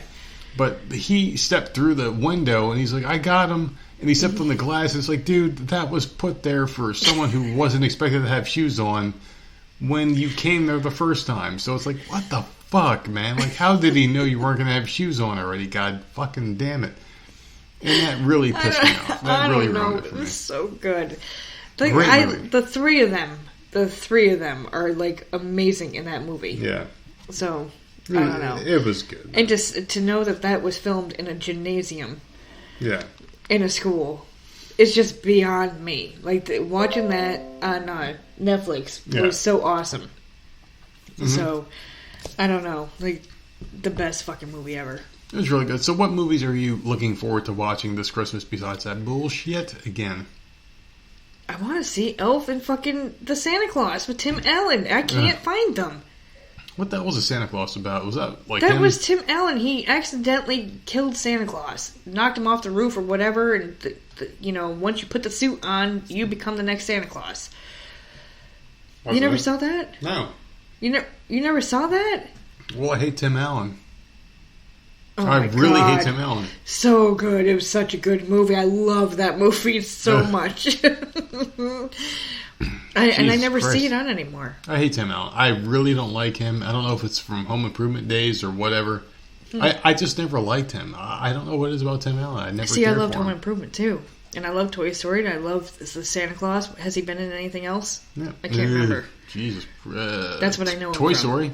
He was Buzz Lightyear. Yeah. All right. Well, I don't think he's been in anything else that I know of. But do you know how weird it feels to not be doing a Manscaped commercial right now? Who cares? Whatever. Thank God we can stop talking about your goddamn hairy balls. Well, my balls are hairy and I need to trim them, so I kind of feel like I need to talk about somebody. But I guess we can't do that because we've done our obligations for the week. So maybe we can get a Bud Light affiliation because, like, god damn it, you drink a lot of Bud Light. You drink a lot of Bud Light. You drink a lot of Bud Light. I don't drink what are you talking about? You drink a lot of Bud Light. You love this shit. It's the only beer that I drink, so I guess it's a lot, but it's not. Whenever I see a couple of Bud Lights go in the trash can, I know it's the season for clapping. So I know it's happened. 'Tis the season to clap it out. So la la la la la. That's not no. So Christmas is over in 2 days now? Like tomorrow is Christmas Eve. Mm-hmm. So as far as Christmas Eve goes, like what do you see your traditions being as far as like when you were a kid and when you were as an adult? Like, is this how you envisioned your kids having Christmas Eve traditions? Well, we're doing the same thing that I did as a kid, which is I made sure that we kept the one tradition that we have. We don't do family dinners and all that shit. Christmas Eve was always at my dad's house. I explained that before, where my mom had Christmas and then my dad would do Christmas Eve. And Christmas Eve at my dad's house was always huge. Like the whole family was there, and it was always a lot of fun. Of course, they were all drinking. But, like, music was playing, and, like, it was a big deal. Everyone from everywhere came, and, like, we all hung out. It was always my dad's house, too, like, for some odd reason. And that was always fun. But then we would go home after that, and then hit my step-grandmother's house. Yeah. And we would go there for, quote-unquote, like, dessert, because I would eat with my dad. And then he would drop me off, and then my mom would bring me over to my step-grandmother's house, who is the most amazing human being on this earth. I love her to death. and we would sit there and we would have dessert, and she would give us our Christmas money or whatever. It was always a card with Christmas money. And then I would sit with my grandfather and watch, the Santa tracking or whatever until my parents were ready to leave. Like, it wasn't like a party. It was just nice and quiet. It was just us. Yeah. Because it was later on. And then we would go home, and we'd each open up one gift, which every year was pajamas. No matter what, it was pajamas on Christmas Eve. That's the one thing we could open up. And then we would go to bed. Like, it was the same every single year. So well, that's good. Like, at least you knew what to expect. But as a kid, did you always understand that when you opened up that present, it was going to be pajamas? Yeah, we knew. Like, after a couple years, like that's just, it was expected. And like, these kids know. Well, I don't know about Jenna, but Sammy knows. Like, Christmas Eve, that's what they get to open. It's not a fun gift, but like, you can wear your new holiday pajamas or whatever. Like, to bed and get ready for Santa or whatever. Like, it was just something that I don't know if that was my mom's idea or she got it from maybe her mom. Like, I don't know where it came from. I don't know. I don't know. It's just really strange because, like, you got to think of it this way. Like, when traditions start, do you look at them in hindsight, like thinking like, oh, we knew this all along? Or when things were happening, do you think like, oh, well, this is new every year? Because, like, you're a kid at that point. You have no idea what to expect the next year, I see. To me, like, because we didn't have a year to year tradition. It was always we always had that, and shit. I don't talk to her anymore. Yeah. It's been a long time, so I don't know where it came from. I never thought to ask her, but I carried it down with these two. Like, that's every single year since they were babies. That's what you get. You get, it was easier when they were babies because they sold Christmas pajamas. Now they're a little bit older, so it's just pajamas, but like that's what they open every fucking year. So really weird and a horrible present to open up as a kid on Christmas night. It's but at Christmas least Eve. The next you day, don't open no damn toy. Then you're gonna be up all night. At least you're never gonna get the good shit the next day. So when I was a kid, what I used to do was I used to rip open a small portion of the package to see what the hell I was getting, and I knew everything before I woke up the next morning. So I was an asshole. Yeah, you were a jerk. I was a real Jerk. I would sneak up to my mom's room because, like I said, she used to be done in like July, and I would like look under her bed, look in her closet. I would look in all these places and find certain things, but I don't know where she put the rest of it. Yeah, she had it hidden somewhere. I don't know, my aunt's house or something. But like, I would only find like a couple things, and I knew what I was getting. It was a goddamn mess, just like my bowls turned into a mess. But we don't want to get into that commercial now, do we?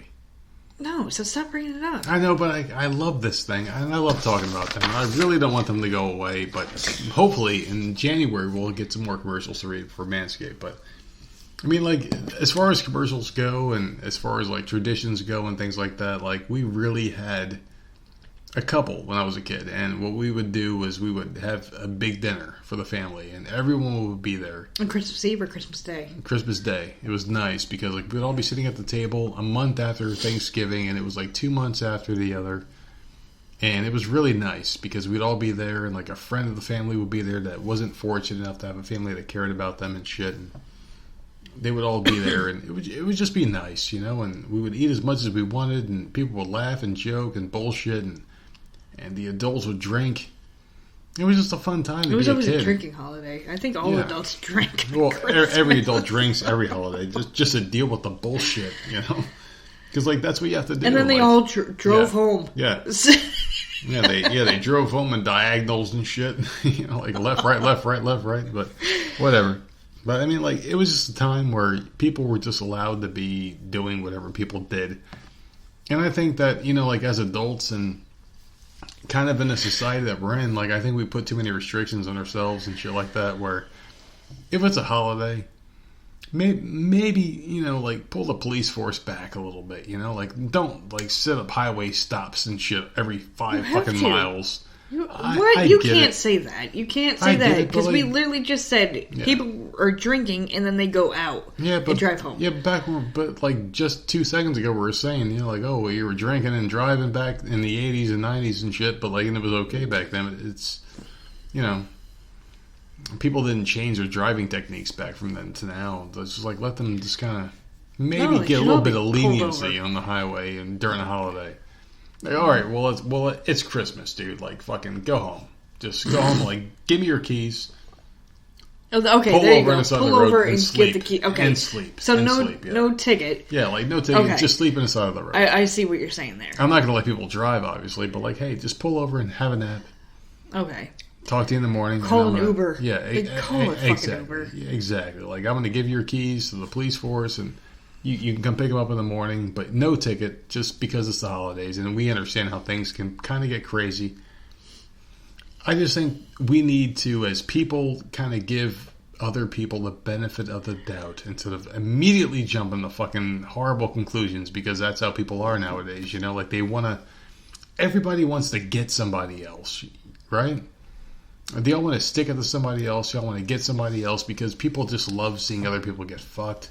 They love seeing that final verdict happen, and it's just a horrible way to live your lives. And I just really fear for humanity going into the next 10 years because we're in 2019. We're going to be heading into 2020 to 2010. And it's, wait a second. We're at 2020 to 2030. Oh my God, my fucking math's all fucked up because I've been drinking. So from 2020 to 2030, we're going to be going into a different time. And it's like, what are we going to be getting into then? Are people going to be more sensitive, more repetitive, or like, are we going to be becoming more, like loving, more caring? Are we going to be becoming more pieces of shit? Like, what's going to happen? It's going to be very interesting. So I really hope that we become more reciprocative of whatever kind of pain that we feel inside. Maybe we can kind of feel what other people are feeling, like more empathy, I guess, and we can kind of make things better for other people. You know, like that's kind of what I want for the next decade of us, of people. What about you? What?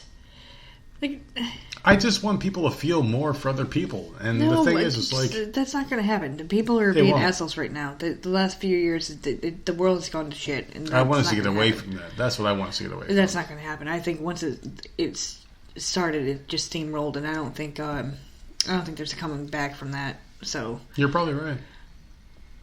I don't know. I guess with certain areas in life that I'm positive, but in certain areas I'm completely negative. I don't see it turning around. I don't see it changing. I think it you give people too much damn power, and now you can't change it back. You fucked yourselves by doing that. And I think it's social media. Well, yeah.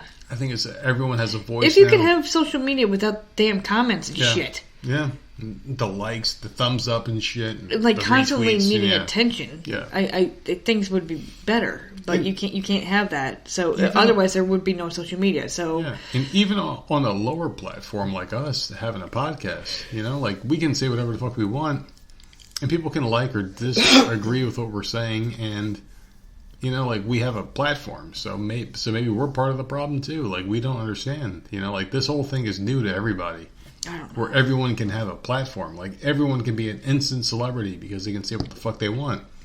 Any idiot with a computer or a phone or a microphone or a record button can have a podcast, right?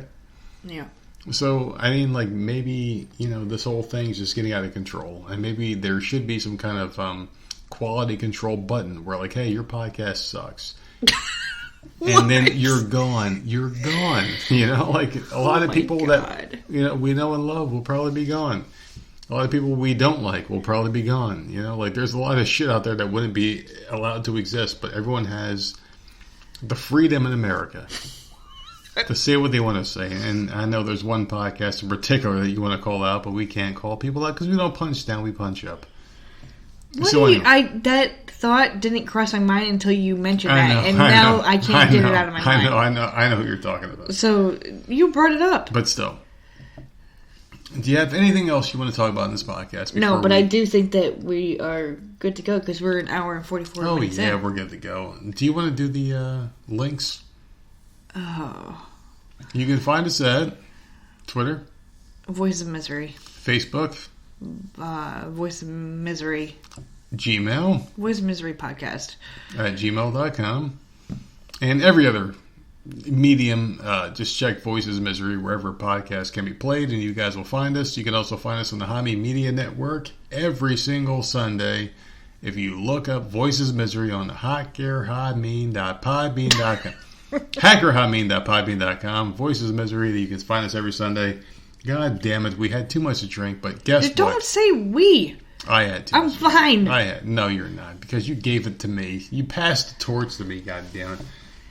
But anyway, do you have anything else you want to talk to these lovely listeners I think we're about? good. We covered all your things. Yeah, well, I mean, it was a pretty grim episode, but this is hopefully the last one that we do, and we just are very open with our listeners. Well, no, because I think it's a good topic to talk about, because people don't like talking about shit like that. Yeah, and we do. So, well, no, it's not that we don't do. like talking about, but we're just open. And, but we don't make shit up. Things happen. It might help someone. So, there you go. Yeah, and if you guys need help, I'll help you. You know, at voicesofmiserypodcast at gmail.com is our personal email address, and we always respond. So, if you need someone to talk to, the Discord link is there as well. But we don't respond to that as quickly. But you know, we're there. We're there. And, you know, if you guys need someone out there that's just as fucked up as you are, we're there. You know, and we'll talk to you next time later. Hey everyone, this is Stevie Richards. When I'm not doing Stevie Richards Fitness, well actually when I am doing Stevie Richards Fitness resistance band training programs, I like to listen to my friends on the Voices of Misery podcast. They talk about literally everything and anything, some stuff that might offend you. So if you're not easily offended, don't subscribe, because they say whatever is on their minds is actually subscribe. Subscribe anyway. You might learn something, and check them out anywhere you can download and listen to your favorite podcast. And of course, check them out at voicesofmisery.podbean.com.